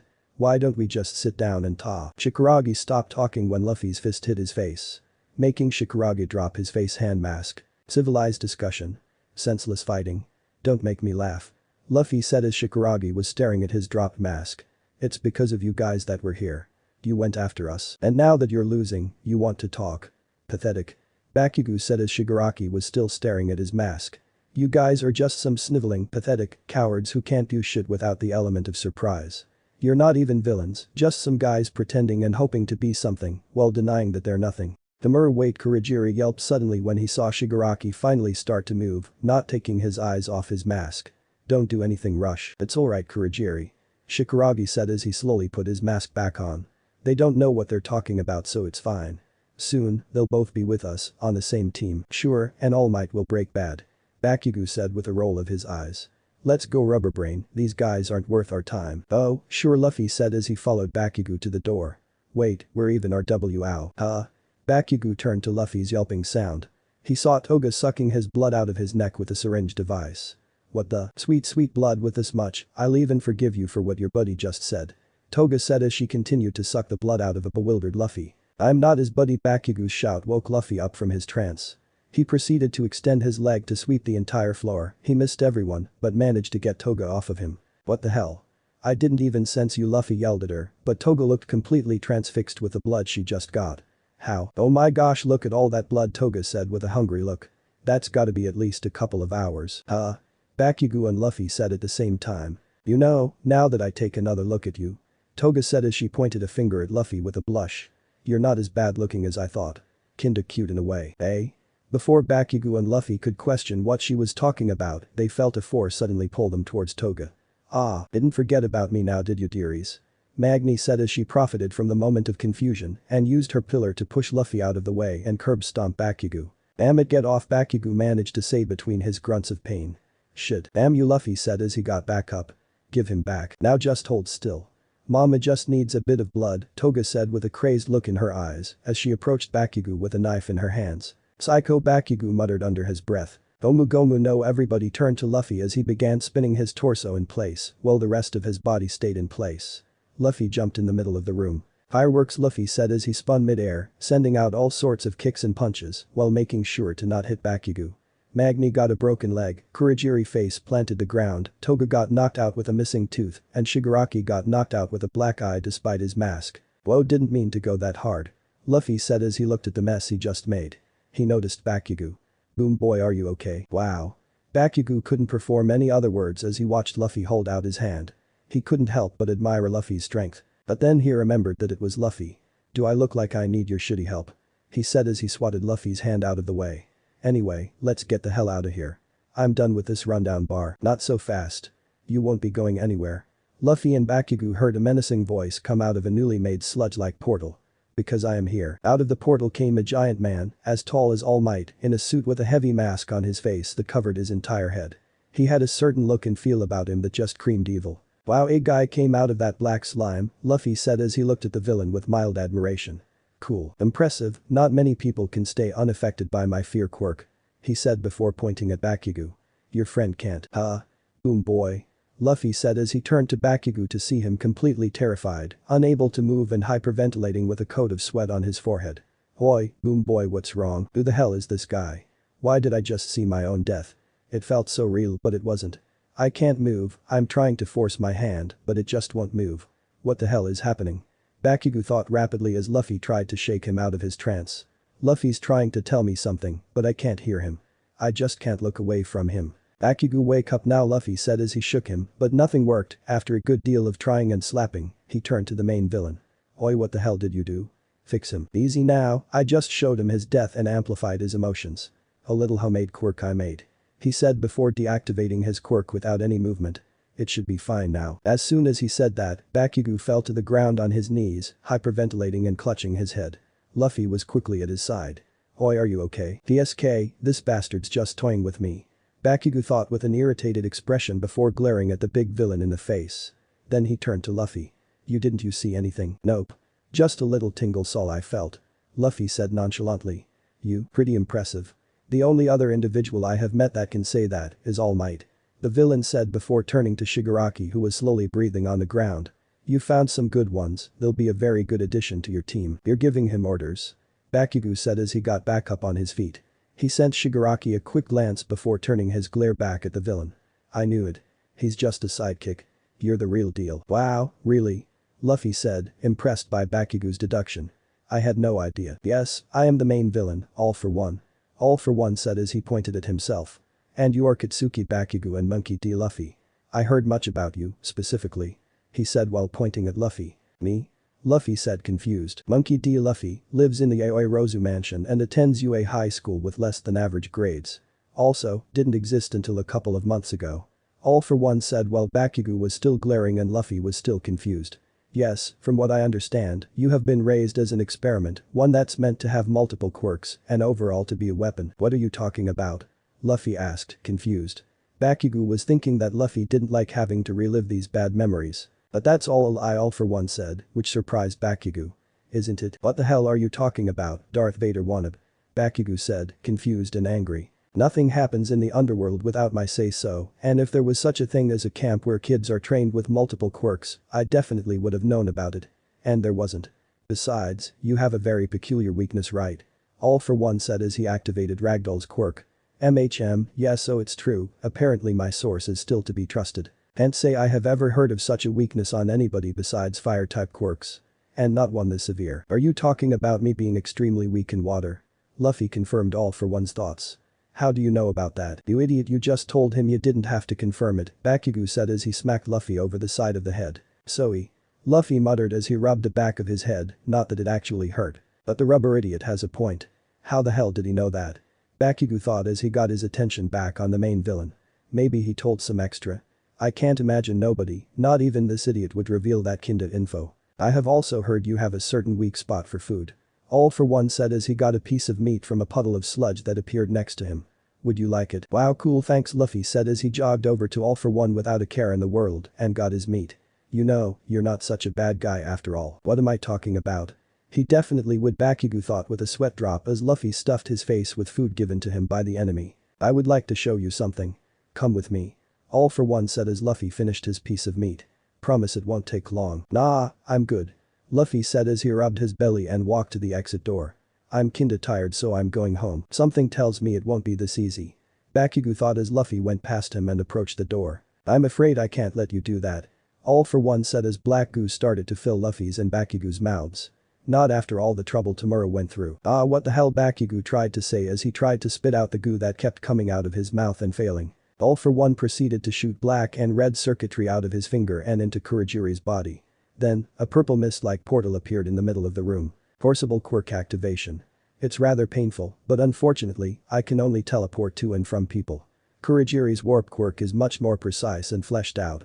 All for one said as he went through the portal and disappeared. Soon, Luffy and Bakugo disappeared as well. Leaving behind only a broken and messy bar room filled with grunting villains. Back with Momo. Yo, you can't be serious, Yaoyorozu said rather loudly while walking behind Momo. Please tell me you're not serious. Do you see me joking? Momo said as she dialed a number on her newly made phone. Right now, Momo, Yaoyorozu, Tsu, Todoroki and Shoji were making their way back to camp. TSK, why isn't he responding? Momo said annoyed after getting sent to voicemail again. Wait, so let me get this straight. Tsu said as she followed after them. You planted a tracker on Luffy and now you want to tell All Might to go and help him. That part I understand. Yaoyorozu said, but Tsu didn't stop. And you want to go with him? Said Tsu. That part I don't, Yaoyorozu said, very annoyed and a little bit scared. I mean, this isn't going after him after he got lost at the mall. You want to go into the enemy's hideout, the lion's den, for no reason. I have a reason. Lou's in danger and I can help. So I'm doing it. Momo said as she continued to dial All Might. It's as simple as that. No, you can't help, you're a student, Yaoyorozu said with a hand gesture. You wouldn't say the same thing if Luffy was in my place, would you? Momo said as she glanced at her. Okay, first of all, Luffy isn't exactly someone you can reason with. Yaoyorozu said, and Momo had to admit that she was right. And second, yes, I would, even if that idiot would be here, I would still do everything in my power to stop him, and I'm doing the same thing now. Sigh. Momo sighed as she got ready to enter an argument. Look, I know it's idiotic to do what I'm about to do. I'm exhausted from training all day and from fighting. I'm only a student and I don't even have my provisional license.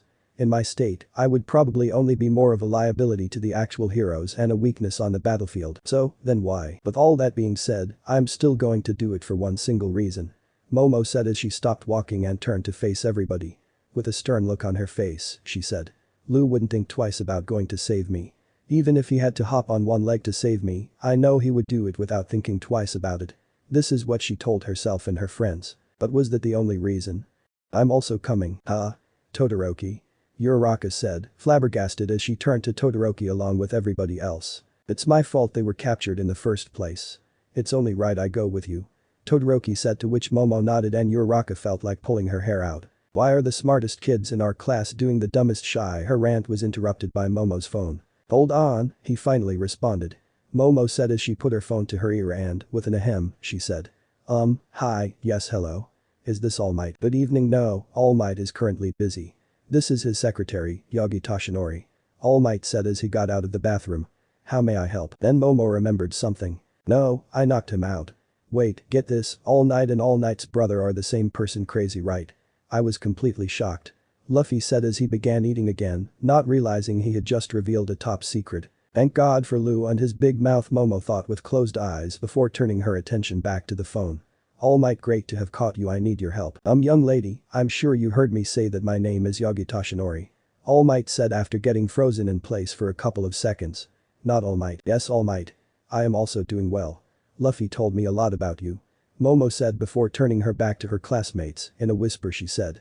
If you know what I mean. Luffy told All Might said slowly before finally getting it. Oh no. Oh yes.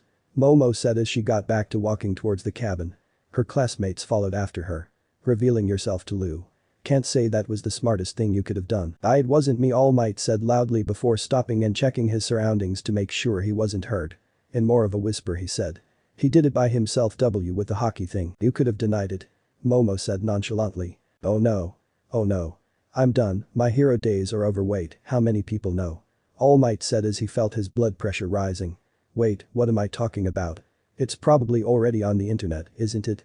Crap, it's alright, from what I know. Only me and Luffy know, and your secret is safe with us. Momo said, after a couple of seconds she rephrased it. I mean with me. It's safe with me, I can't guarantee Luffy. What are they talking about? Tsu asked Shoji. Don't know, I can't hear them from here. Shoji said, after glancing at Tsu.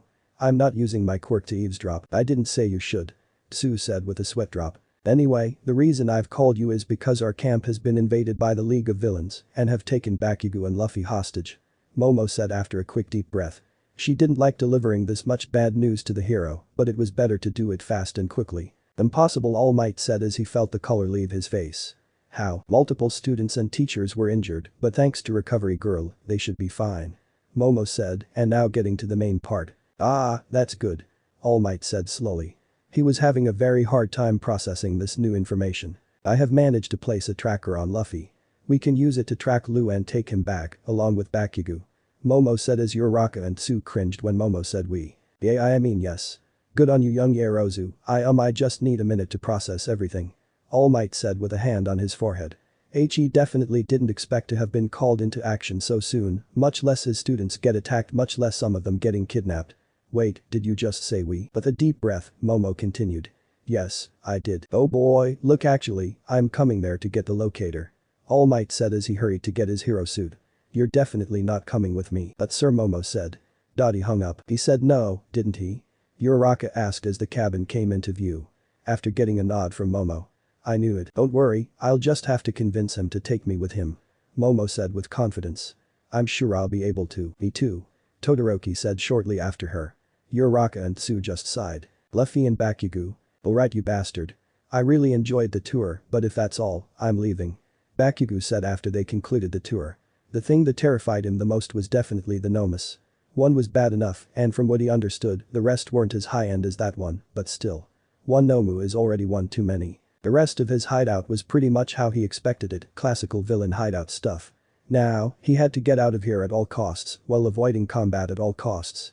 He couldn't risk dying and letting all the new information go to waste. This whole day's been shit, I just wanna go home. Yeah, I'm tired of this dark and gloomy place, Luffy said as he pumped his fists into the air. He didn't really care about the new stuff he learned. I'm hungry. I understand how you feel, but you must also understand that you're never going back. All for One said, which the students didn't like that at all. Bakugo already guessed it. Before you say anything, I just have some questions. Why wouldn't you want to be by my side? Just because you aspire to be heroes, eh? Who said I wanted to be a hero? Said Luffy confused. I don't think I said I wanted to be a hero. What are you talking about, idiot? Bakugo said he really didn't like the fact that this idiot was stronger than him. In case you forgot, you go to a hero school. Doesn't mean I wanna be one. Luffy said, which the other people present felt like they had to rewind somehow to make sure that's what he actually said. That's exactly what it means.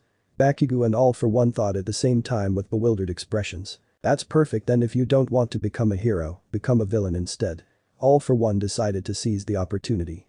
With your strength, you'll be able to do anything you want and nobody will be able to stand in your way. Nah, don't want to do that either. Luffy said with his arms crossed and closed eyes. Momo wants to be a hero, and if I become a villain, that means I gotta fight her. Don't want to do that. Then what the hell do you want? Bakugo said angrily. Due to Luffy's stupidity, he forgot where he was and with who he was. I just want to go back to my old pirate life. Luffy said with an unusual sad expression on his face. I miss my crew. He's saying go back to my old pirate life, but pirates are obsolete. If you're not a civilian and you're on the bad side of the law, then you're a villain. Not a pirate. There haven't been any pirates since the quirk laws have been put in place. This individual gets more and more interesting. All for one thought before saying. I can help you find a way back. I can help you go back to wherever you want to. You just have to join me. Crap, he's right, I can't imagine there being someone with more resources than this guy to help the rubber idiot. Bakugo thought with a newfound coat of sweat on his forehead. But there's no way he'll accept, right? Thanks for the offer and all, but I already got the little bear helping me out. So I'm good. Luffy said as he dug through his nose. Nezu? That simpleton can't compare with my intellect. I'll surely be more helpful than him. All for one lied. In truth, he only really wanted Luffy for his mysterious presence and strength. He would have helped him after he got control over the world. Ugh, how many times do I gotta say this? Luffy said with an annoyed sigh. Bakugo found a new level of respect for Luffy because of this. No, I see, well if you've made up your mind, then I guess there's no changing it. All for one said before turning to Bakugo. And yo, fuck no. Bakugo said immediately. He didn't have to ponder over it since he already made up his mind the moment he saw All Might on TV for the first time. Even All for One tried again. Yes. Bakugo denied him again. Well then, if you're not going to join me. All for One said as he lifted his arm towards Bakugo. Then I guess I'll have to kill you. Thanks to Luffy's future sight, he already saw that attack coming and shaved Bakugo out of the blast's range. The blast left a hole in the nearby wall, scaring a couple of civilians and making them run away while dialing the police. Hey man, what the hell? Luffy said he didn't expect the villain to attack him. He just figured he'd let him and Bakugo go home. He also didn't expect this amount of bloodlust from him. You could have really hurt Boom Boy. Such a shame to lose a fighter that can get his guard up within the blink of an eye and also one that moves so fast. This all could have been avoided if you would have just joined me. All for one said as he began floating midair. As he prepared to deliver a wind blast he said. Oh well, I guess I'll just have to settle with breaking All Might's pride. Luffy managed to dodge it again with Bakugo in his arms. Damn it, he's really going in for the kill. This guy, he's nothing like the other losers we fought until now. He's on All Might's level. I don't think we can take him head on. Not without seriously messing up the place. Said Bakugo low enough for Luffy to hear. All for one meanwhile was preparing his circuitry quirk. I think our best bet is to escape, but I can't see how. Escape? Are you serious? Luffy said as he got back up and punched his open palm. He's the reason all of our friends are hurt and he tried to kill you, and now you want to run? Obviously not, but look, you can run if you want, I won't stop you. Luffy said as his face turned into a smile. Me? I'll have to kick his ass's payback. And with that Luffy dodged the incoming circuitry and with a deep breath. Gomu Gomu no Gatling. Luffy's attacks did less damage than he wanted to, and they also hurt more than All for One liked to admit. All for One being forced to block Luffy's barrage of punches, he didn't sense or see Bakugo sneaking up on him. And with that, Bakugo managed to deliver a huge blast on the big villain. DSK. If you think I'll let you take all the credit for beating this bastard, then you're an actual idiot, Bakugo shouted over to Luffy, to which he found himself smiling at Bakugo's newfound resolution to fight. I see. Let's go, Luffy said as he ran into second gear. Gear second. Gomu Gomu no Jet Bazooka. All for One was not ready for Luffy's new speed, he also wasn't prepared for his new strength. He really didn't like the fact that he felt the need to caress the spot where Luffy hit him. Bakugo jumped out of the way for Luffy to attack. Again Luffy yelled out as he threw his arms way back. Gomu Gomu no, or plus shock inversion. All for One said as he teleported Bakugo straight in front of Luffy's attack. Fully prepared for Bakugo to be punched, he grinned. That grin instantly went away when he noticed that Luffy stopped his attack. What the? You idiot, Bakugo mocked him as he delivered the greatest blast he could manage at point-blank range. Bakugo clutched his forearms from the pain he got from the blast. How? Wow. He shouldn't have known, he couldn't have All for One mused as his body throbbed from the pain. Unless, a quirk, don't tell me. You can see the future, can't you? All for One said, fingers trembling with excitement. Yeah. No. Luffy and Bakugo said at the same time before looking at each other. Don't tell him that, you idiot, Bakugo yelled at Luffy. Luffy looked at him confused before realizing what he meant. Oh crap, no, I don't have it, I totally can't see the future, Luffy lied very unconvincingly.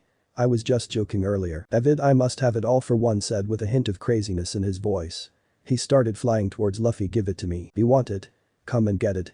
Luffy said as he jumped towards All for One, with his hand lagging behind. Gomu Gomu no. As their clash neared, Bakugo quickly calculated where they should meet and flew at top speeds toward that place. Spring-like limbs, kinetic booster X4, strength enhancer X3, multiplier. All for One said as his arm grew to unnatural sizes. He punched. Red Rock, Luffy yelled out as a ball of fire engulfed his hockey-covered giant fist. He also threw in a bit of Ryu in there for good measure. He punched All for One's hand. Oh, it's her impact, Bakugo said as he spun in the shape of a missile in midair, and with all the strength that he had. He threw his blast out. The blast that their combined attacks were enough to destroy All for One's hideout, revealing themselves to the world once again, only this time, on a much larger scale. The roof was gone along with some nearby blocks. The blast sent everybody flying in different directions, leaving them in the rubble. It sent all the Nomus and the tanks away. It also created a deep crater at the center of the explosion. It was really an eye-catching explosion. Something that All Might didn't know if he should have been grateful or worried about. Young Yaoyorozu, young Todoroki. I agreed to let you lend me some aid, but that does not mean you have any right to fight. All Might asked with a stern look as he prepared to attack All for One. Is that understood? Yes sir, they both said at the same time as they hid in an alleyway. They were both here, they were both ready, but Momo couldn't bring herself to stop the worry etched on her face. But then. All Might said as his face turned to a much kinder one after seeing Momo's face. Do not worry young Yaoyorozu, I'll bring young Luffy home, even if I have to give my life. That's a promise. And without any other words, he left, leaving behind only a reassured Momo and a confident Todoroki. Flashback. Momo was pacing quickly back and forth in front of the cabin in an attempt to calm her nerves. She was currently bandaged up, courtesy of Recovery Girl. At first, Recovery Girl told Momo to stay for further treatment, but Momo managed to sneak away from her and the rest of her class. It had been about 5 minutes since her call with All Might ended, so he should be here any minute. You need to save up your energy. If you walk around like that you'll be wasting the already low amount that you have left. Todoroki said as he tried to stop his leg from shaking up and down. He was there with Momo, sitting instead of walking. Unlike Momo, he was caught by Kirishima on his way out of the cabin, but he managed to dodge his questions. You're right, I just can't help myself. Momo said as she stopped walking. What's taking him so low? I am here, All Might said as he landed in front of Momo, scaring her half to death. For the locator. The second she heard that she forgot about the scare and prepared for an argument. Sir, let us come too. That's right, we want to help. Todoroki said as he got up from his seat and walked over to them. It's my fault Bakugo's not here with us right now.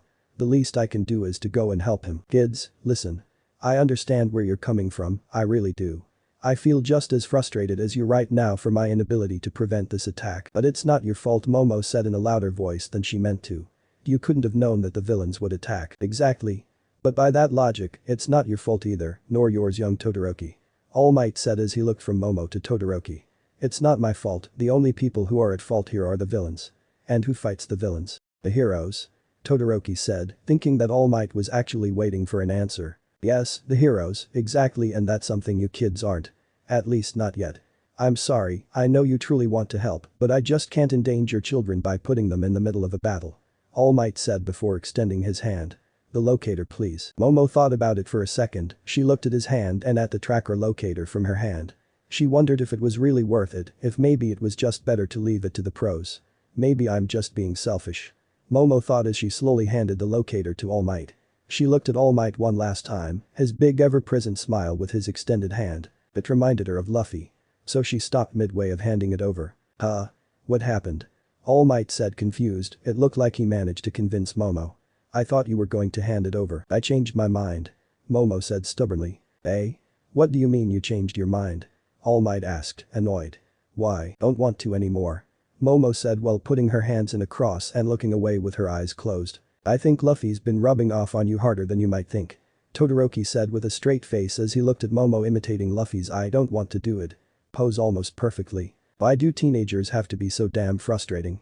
All Might muttered with annoyance as he felt like pulling his hair out.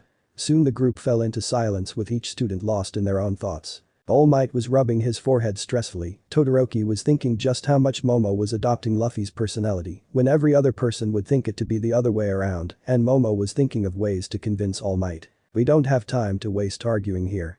Momo said, breaking the silence. The more we stay here and argue, the more danger Lou's gonna be in. And Bakugo. Todoroki reminded her. Yeah, I said Bakugo. Didn't I? Momo said. Todoroki shook his head in denial. Well, he too. Exactly, we don't have time to waste, so give it here, All Might said. Take us with you. Momo said again. Todoroki felt like they were going in circles. We don't even have to fight, we only have to take Lu and Bakugo out of there without being noticed. With a deep sigh, All Might said. Okay, I'm going to entertain this thought even though I very clearly shouldn't.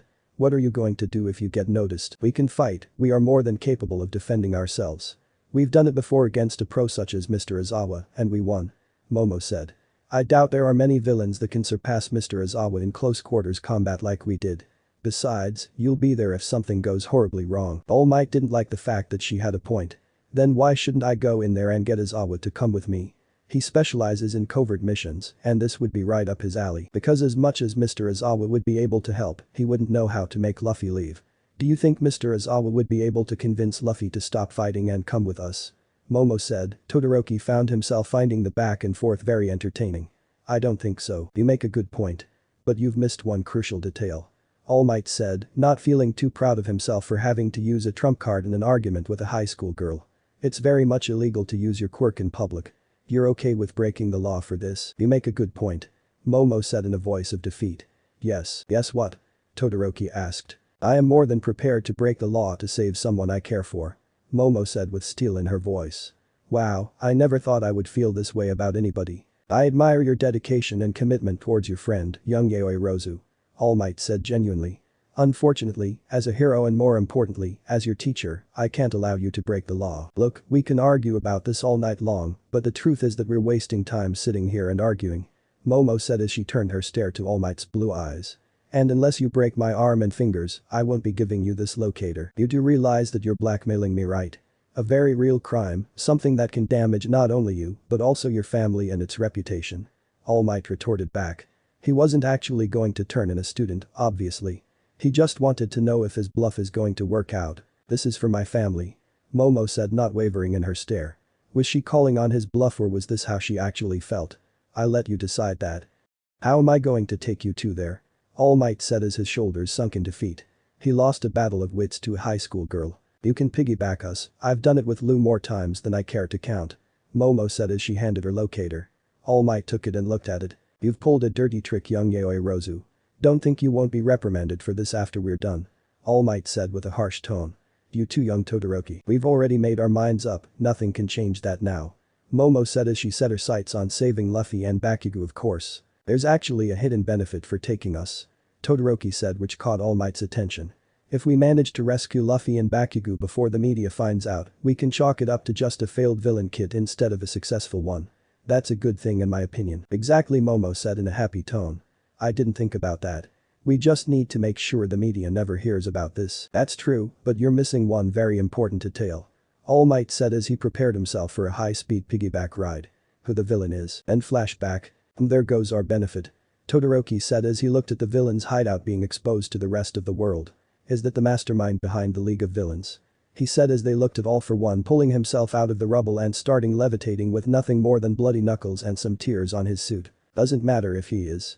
Our goal is to get Lu out of there with as little combat as possible. Momo said as she conjured some night vision goggles out of her arm. She started to scan her environment to make the best possible plan of rescue. And Bakugo? Todoroki reminded her again. Momo activated her quirk again. Why yeah, I meant him too. Momo said as she pulled out a photo of the place like she was some sort of printer. The photo was an aerial shot like someone used a drone to take it.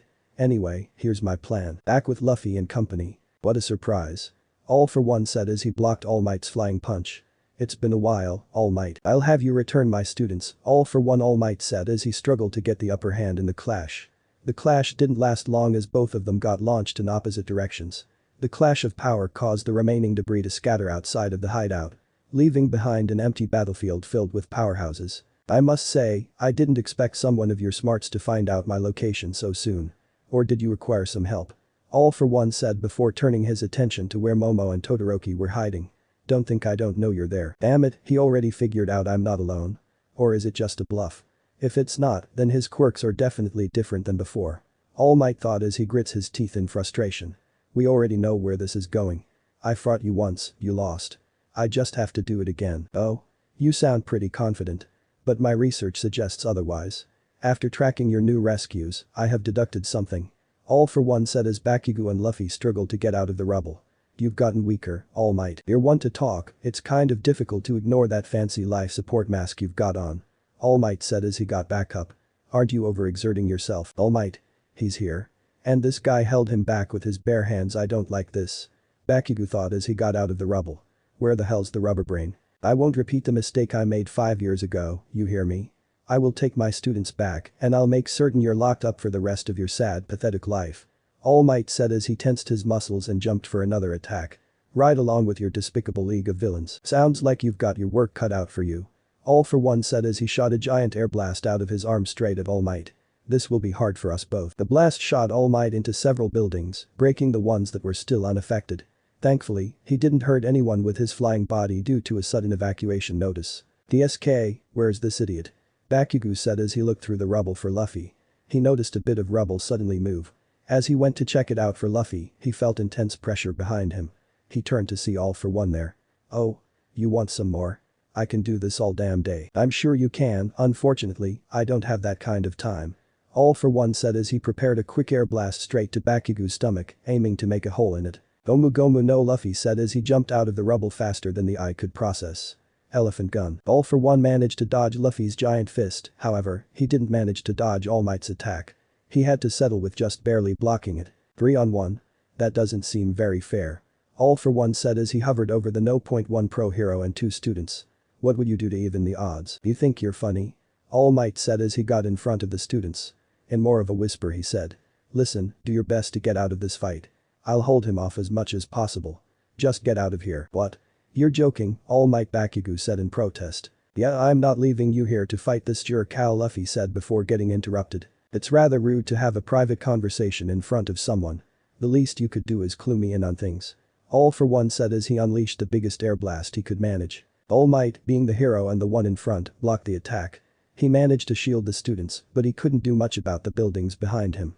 A crater formed in the place where he blocked the attack. He coughed up blood as he felt the power drain from his body. Whoa, awesome, Luffy said as he looked at the hole that was formed in the ground. That was so cool, All Might. DSK, no time to waste. All Might thought as he grabbed both students by the collar of their shirts and threw them with the strength he had left. He watched as the student soared through the sky. Now it's your turn, young Yaoyorozu. Always the hero, All Might. All for one said as he watched All Might jump at him full force. I hope you do know that once I'm done with you, I'll go after them. I have seen something very powerful that I just have to get my hands on. His words only managed to fuel All Might's anger. Detroit smashed because of their clash, they didn't notice the giant ice glacier that had formed in the distance. Gomu Gomu no balloon, Luffy said as he transformed into a balloon, grabbed Bakugo, and bounced off the glacier, bringing him closer to the actual battlefield. They bounced a few more times before they finally landed. What the hell was that? Bakugo said in frustration as he looked at All Might and All for one fighting. All Might, I don't know, wait. Actually, I do know, Luffy said as he did a 180 and looked at Momo running at him with Todoroki behind her. Oh, I Momo, ice boy. I Lu, Momo said as she slowed to a walk until she stopped in front of him. Momo, I'm hungry, Luffy said with his tongue sticking out. Don't you have some food on you? Ugh, how did I know you were going to say that? Momo said as she pulled a piece of meat, seemingly out of nowhere. Ta-da. Whoa, thanks, Momo, Luffy said as he snatched a piece of meat out of Momo's hand and started eating it without second thoughts. Where did you get that? Todoroki asked with a raised eyebrow.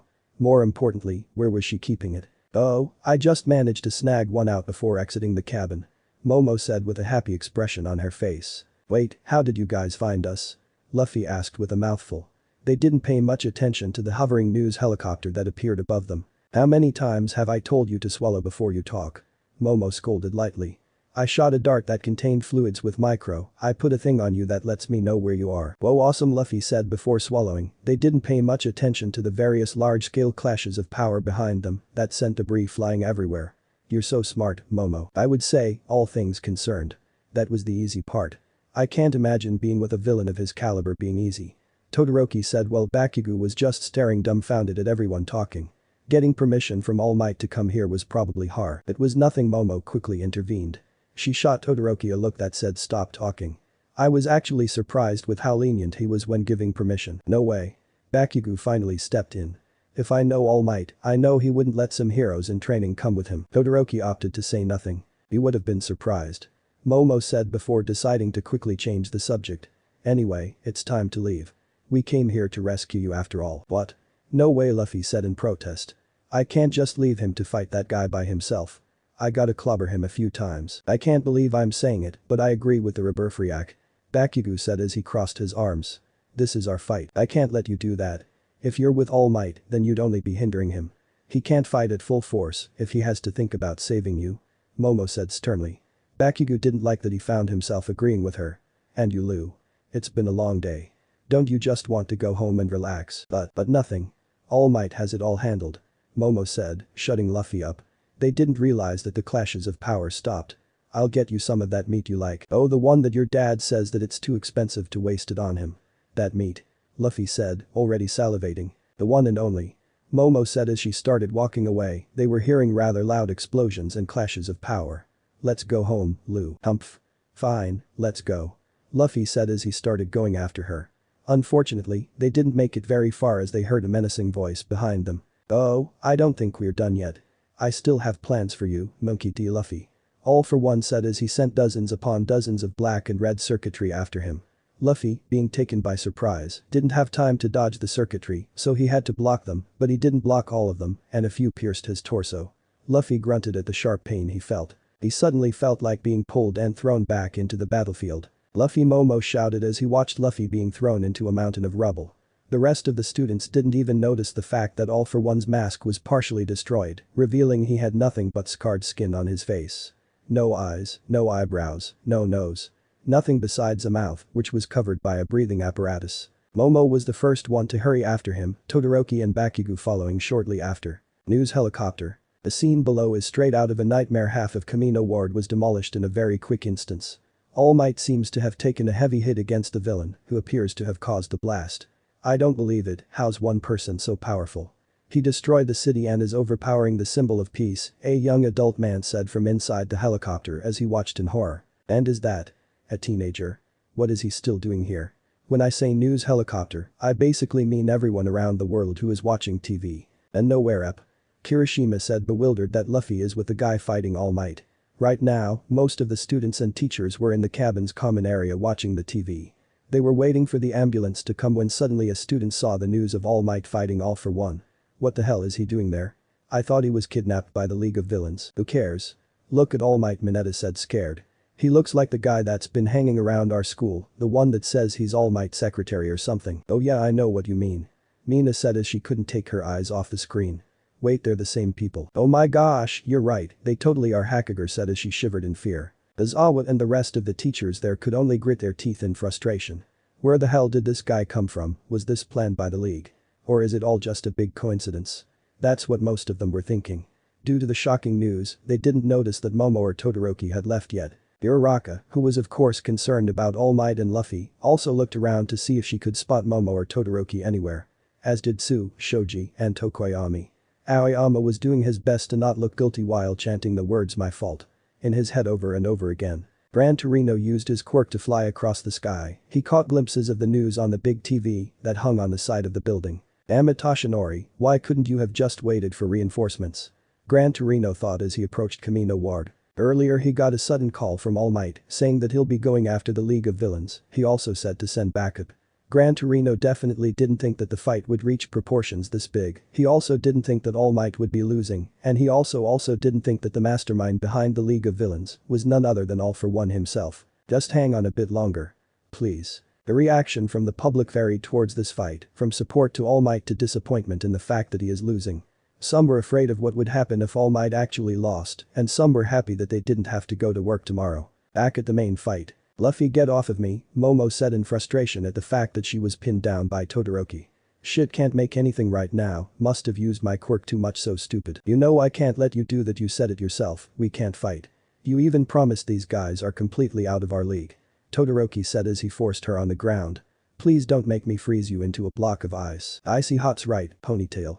If All Might's losing, what chance do you think you have? Bakugo's words stung Momo. She hated this feeling, the feeling of being weak and powerless.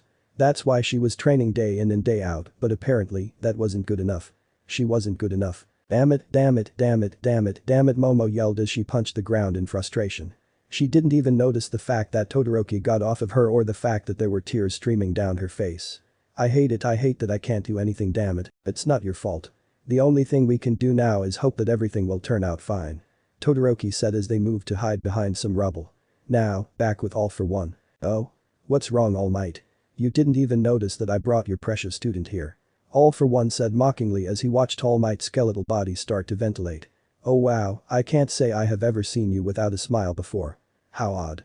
All for One said as he forced a smile on his own face before laughing evilly. The fact that Shikuragi was actually the grandson of Nana Shimura, All Might's master, definitely left some damage to his psyche. Images of Nana flooded All Might's mind as he could barely process the words he said. He was barely paying any attention to his surroundings, much less All for One. Now watch me, All Might, along with the rest of the world, at how I steal this young boy's magnificent quirk and torture him for the whole world to see. All for One said as he continued to mock All Might. Maybe next time, you'll take better care of your master's family.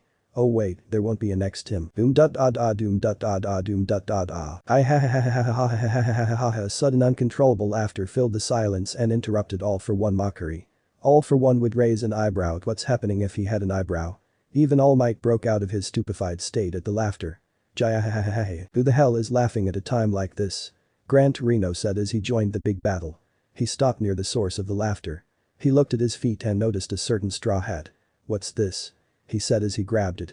He almost fell down when out of the rubble came out someone he didn't quite recognize. Doom dot ah doom dot ah doom dot ah. Beer Fifth, Luffy yelled out between his fits of laughter as he walked in the air. Luffy had a complete overhaul, his hair was now a flaming white, red eyes, white clothes, and a ring of smoke danced around his torso. He laughed as if someone told him the funniest joke there is or there ever will be. Ha ha ha ha ha, the weird heartbeat is back, this is awesome, ha ha ha ha ha. He don't tell me, Monkey D. Luffy. All for One said as he watched Luffy laugh uncontrollably in the sky. What's this now, young Luffy? All Might said as he struggled to stand. What happened to him? Is this another quirk? One that changes his appearance and makes him fly, among other things. Where are these drums coming from? Doom dot ah doom dot ah doom dot ah. Oh yeah, I forgot, we're fighting, Luffy suddenly said as he ran across the sky, leaving behind him a trail of fire in the sky, Looney Tunes style. I was just having such a blast that I forgot, isn't that funny? Ha ha ha ha. Luffy stopped a good distance away from All for One. As he grabbed the ground in front of him, he inflated his muscles to give him more strength. With one strong tug, he ripped the ground, making it rubbery, and pulled on it in the same way you would pull on a rug. Huh? Huh? What? Was pretty much what everyone was thinking. All for One was caught completely off guard and got the rug pulled from underneath his feet, literally. Doom dot ah doom dot ah doom dot ah. Luffy then proceeded to use that concrete rubber rug to wrap All for One up, burrito style. He then used the newly made burrito to hit the ground repeatedly, with All for One in the rug.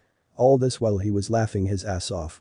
Jai ha ha ha ha. But the All Might said, flabbergasted. Hell are my eyes seeing, Gran Torino said bewildered. Right now? Bakugo finished with a gaping mouth. Ponytail, since when can the rubber brain do thigh this shit? This is the first I'm seeing it. Momo said in a disbelieving voice. Luffy, just who are you? He's treating the main boss villain like a cartoon. Todoroki thought as he watched Luffy continue to pummel All for One, with nothing but laughter filling the silence. Doom dot ah doom dot ah doom dot ah. News helicopter. Ladies and gentlemen, a new hero seems to have joined the scene and is currently beating the villain with little to no effort. Could this be the turning point for the hero's side? The news reporter said before turning off his microphone and turning to the cameraman. Zoom and I want to get a shot of his face. I can tell this is going to be big news. You guys are seeing what I'm seeing, right? Like I'm not hallucinating or anything, right? Kaminari said as he watched the TV, like many others, in disbelief. Some random hero is manhandling the villain like it's nobody's business. Nope, you're definitely not seeing things. Jiru said absent-mindedly. He's definitely beating that villain up. Is this the first time this hero has shown up? Ejiro asked. Hell of a way to make a debut, he's beating up the villain that even All Might was struggling with, so manly, Kirishima said as he got pumped up. Let's go, random hero. Yeah, go. Zero joined in. Kirishima's excitement overwhelmed the emotions of confusion. Kick his ass. I can't believe our luck, he's even managed to save the class representative, along with All Might, Ida said. Very admirable indeed. I kinda dig his laughter, it's very contagious, Mina said excitedly. And where's this drumbeat coming from, huh? Now that you say it, his laughter kinda reminds me of someone. Hakuger said while looking for the answer. I can't think of it. It's on the tip of my tongue. Yeah, go, random hero guy, save All Might, Mineta said as he joined in the cheer. That's a pretty weird way of fighting. It makes me feel like I'm watching cartoons as a kid again. Uraraka said as she couldn't help herself but root for this new hero. Well, I'm glad that the kids have forgotten their worries about All Might. It does no good to burden themselves with thoughts of his hero career ending. Vlad said to Aizawa, Pixie Bob, and Tiger. Recovery Girl was still taking care of Midoriya. But I haven't seen anything about this mysterious hero. I can't even tell what his quirk is. He can fly, turn the ground malleable, and strengthen himself. Tiger said with a suspicious look. Pretty strange. Who cares? He totally saved my kittens, and All Might. Pixie Bob said as she did a variety of strange poses. He's a hero in my eyes. Please don't tell me it's who I think it is, please don't tell me it's Luffy. Aizawa thought with his usual cold expression. Please just let it be some random rookie. Seems like I made the right decision. Nezu thought as he watched the news with a cup of tea in his paw. It's good to have you here, Luffy. Luffy and company. Doom dot ah ah doom dot ah ah doom dot ah ah. Why are you hitting yourself? Why are you hitting yourself? Why are you hitting yourself? Luffy said repeatedly as he used All For One's hand to punch All For One face. Why are you whoa? Stop, don't think I'll allow this level of disrespect, All For One shouted as he threw Luffy away. You're nothing but a nuisance. Luffy said as he stuck out his tongue and pulled on his lower eyelid. What are you gonna do about it? Huh. Luffy then punched the ground repeatedly and incredibly fast, but much to All For One's surprise, the punches didn't stop. Gomu Gomu no Mole Gatling. All For One could only block so many punches that seemingly came out of the ground. These punches were powerful, fast and rubbery. Truly a scary combination. The punches stopped after Luffy uppercutted All For One, mask and all. All For One scat as he extended his arm towards Luffy, who was dangling in the air without a care in the world. Inverted gravity. Whoa, Luffy said suddenly as he felt his body folding in on himself. This would hurt really bad if it was anyone but Luffy. Ah, don't please stop. Got you now, it's a good thing I received this new quirk. All For One thought with a manic grin on his face as he watched Luffy writhe in pain. I suppose you regret rejecting my offer, no? Doom dot ah ah doom dot ah ah doom dot ah ah. Haha, just kidding, Luffy said as he used his hand to literally put himself back into the shape of a human from the previous one. All For One forced him in. Luffy then quickly filled himself with air, with a lot of air. Gomu Gomu no air blast. Luffy then proceeded to press on his sides and shoot out the air so fast that he imitated All For One's previous air blasts. This air blast managed to send All For One flying. As he was flying, Luffy got a piece of rubble from the ground and molded it into a baseball bat. A concrete baseball bat. With godly speeds, Luffy appeared right where All For One should have landed. Inflating his limbs, he swung his concrete baseball bat straight into All For One's gut. Gomu Gomu no home run, ha ha ha ha ha. That swing sent All For One flying straight into the news helicopter. All For One was having a hard time clinging to his consciousness after that attack. Oh crap, Luffy suddenly said when he saw the future where All For One would hit the helicopter. He didn't like that future. So he ran on the air, leaving behind a fire trail straight to the helicopter. News helicopter. Is it just me, or is that villain coming scarily close to us? The cameraman said as he watched All For One fly straight at the helicopter. Crap, turn pilot turn, it was too late for the pilot to turn. Doom dot ah ah doom dot ah ah doom dot ah ah. Thankfully, right before All For One hit the helicopter, Luffy catched him. Wow, that was a close one, you guys okay? Yeah, I mean yes. We're fine. The news anchor said as Luffy hovered in front of them. Is this your debut, young hero? Huh? Wait. Whoa, that's one of them camera thingies or whatchamacallit. Luffy said as his face adopted a very familiar face. He got closer to the camera. Hey guys, what's up? I saved Boom Boy so you don't have to worry about him. Isn't that awesome? Shishy. Doom dot ah ah doom dot ah ah doom dot ah ah. Shit. Aizawa said in a mix between disbelief and annoyance. That was the only thing that filled the now silent cabin room, besides Luffy's laughter on the TV, that is. Well, wow. Kaminari said as he looked at Luffy.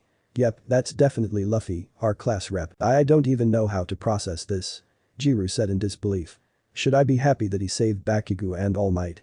Yeah, he saved All Might. Does that mean that he's a pro now? Mineta asked. Definitely not. Aizawa said sternly. He'll have to answer some serious questions when he gets back. He's totally flying right now, isn't he? Hakuga asked, also in disbelief. He's doing a lot more than flying, that's for sure. Mina said as they watched Luffy use All For One almost unconscious body to wave to the camera. Is this also a new quirk? Shoji asked. I don't even know, man. Kirishima said, sharing everybody's state of disbelief. This could be hockey for all we know. Aizawa, what the hell is up with your students? Vlad asked as a bead of sweat rolled down his forehead.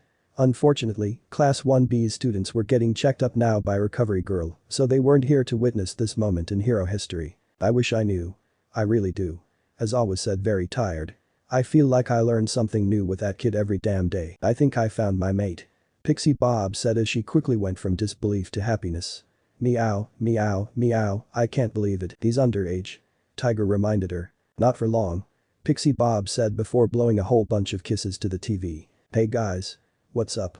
Almost everybody turned to see Midoriya enter the room. He took one look at the screen and said.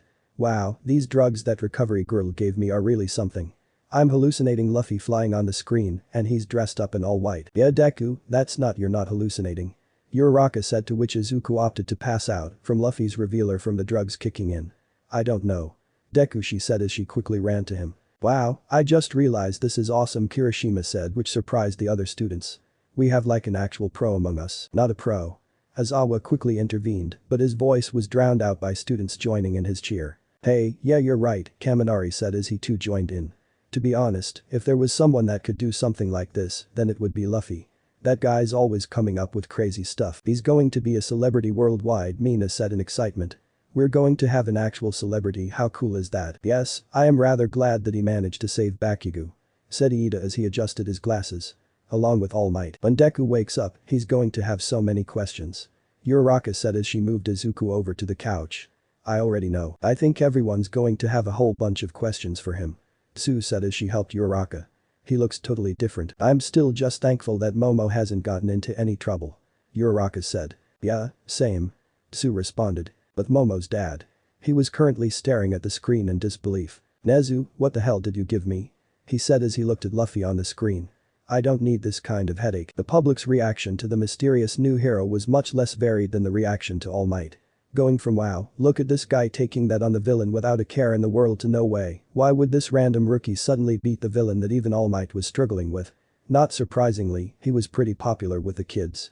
They loved his crazy antics. As Mount Lady lounged on her couch with a TV in front of her, she couldn't believe what she was seeing. What the buck, she exclaimed, dropping her jaw to the floor. On her TV, a certain laughing pirate only added to her disbelief. She even had to rub her eyes to make sure she wasn't hallucinating. Endeavor was pretty enraged and curious at the same time. Angry at the fact that a random hero stole his and All Might's spotlight by butting in on All Might's mission, angry at the fact that there was someone stronger than All Might in Japan. And curious because he knew this wasn't some random rookie, his face actually looked eerily familiar, he just couldn't place his finger on it. It seems I was worried for nothing. A hero muttered as she watched the news channel. He kind of reminds me of All Might. Hey, you coming? Don't tell me you've forgotten we got patrol duty. One of her sidekicks said, which prompted her to close the TV and exit the room. I'm coming, my brother, she said as she ran out of the room. Luffy. Doom dot ah ah doom dot ah ah doom dot ah ah. Anyway, I gotta get this guy back. Luffy said as he flew towards All Might. See ya. Wait, oh crap. The news anchor said as he watched Luffy ran off with the villain on his shoulder. What's the problem? The cameraman asked. I forgot to get his name. He said before turning on his news microphone and getting back to reporting the news. Boy, All Night, Luffy yelled as he approached All Might, who was currently being tended to by Gran Torino. Where should I put this guy? But before All Might could react, his eyes widened when he saw the white color literally drain from his body and instead get replaced by old and wrinkly skin. Ah, young Luffy, are you alright? Oh man, I forgot about this. Luffy said as his legs gave out and he was forced to sit. This sucks. That's one hell of a side effect you've got there. Gran Torino said as he helped Luffy out. By the way, I think this is yours. He said as he handed Luffy his straw hat back. Oh thanks old man, Luffy said as he forced himself to put the straw hat on his head. Old man. Look who's talking. Gran Torino said as he gave out a low chuckle. Watch out, Gran Torino whipped his head around to the sound of Momo's voice to see All for One standing above him with his arm ready to kill him. Detroit Smash. All Might quickly sprung into action and, with the last remaining embers of his power, he smashed All for One straight into the ground, leaving behind a huge crater. He had to use his quirk only on one arm, so it looked pretty strange. Ashinori, Gran Torino said as he had to hop on the air to avoid getting blasted away by the shockwave. What happened? Are you alright? That's for my master, you monster. All Might said as he deactivated his quirk from his hand. I'll watch you rot in Tartarus. As Gran Torino arrived, he went on to check on All for One. He's unconscious, after that punch and the beating that kid gave him, he should be out for a while. I couldn't even protect my students. All Might lamented as he sat back down on the ground. I couldn't even protect my master's grandson. That's not true. Wait, what do you mean? Gran Torino asked. With a sigh, All Might said. I'll explain it to you later, I can't hear. Gran Torino, sensing this was somewhat important enough to warrant a private talk, didn't argue. Where's young Luffy? Luffy, Momo said as she looked around for Luffy, she couldn't sense him even if she had enough energy to use hockey.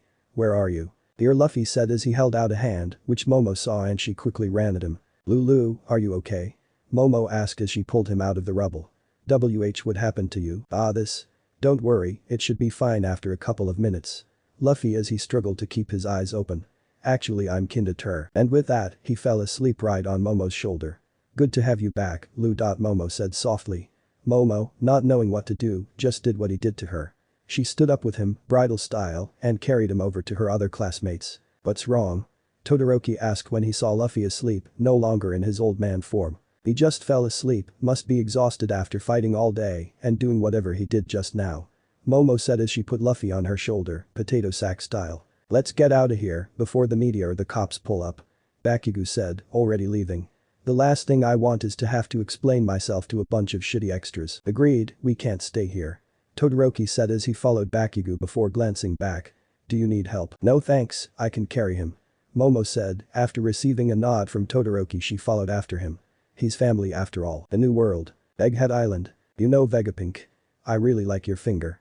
Zoro said as he hovered one of his blades over Vegapunk's hand. I think I'll take it. Whoa, no need to jump to such drastic measures, Vegapunk said as he backed himself into a wall. I told you I'd help you, didn't I? Oh just let me at him when I'm done, not even his precious swords will remain, Lilith said as she tried to get out of the chain that was holding her down. That's why you're not getting out. Usopp said as he hovered over her. You're way too scary to run around freely. How dare you call a lady scary, you shitty sniper. I'll kick you into the next island if you say shit like that again, Sanji said, which scared the living crap out of Usopp. I'm so sorry Lilith-chan for my rude friend here.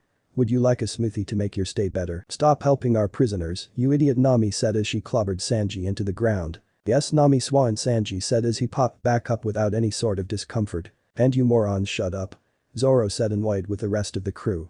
I'm trying to torture someone here. The only thing you're torturing are my ears, Mosshead. Sanji said as he took a puff of his cigarette.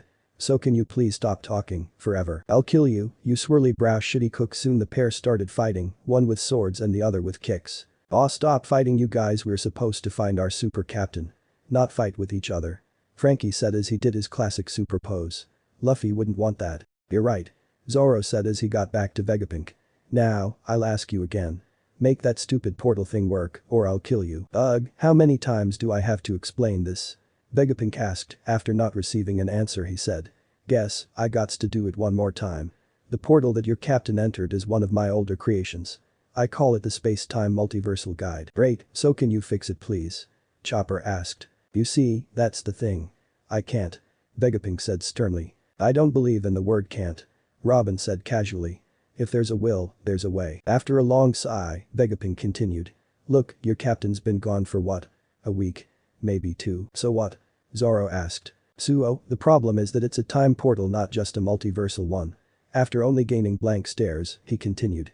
What I mean is that your captain could be long dead, from old age or from something else, we don't know. Exactly, you don't know. Zoro said.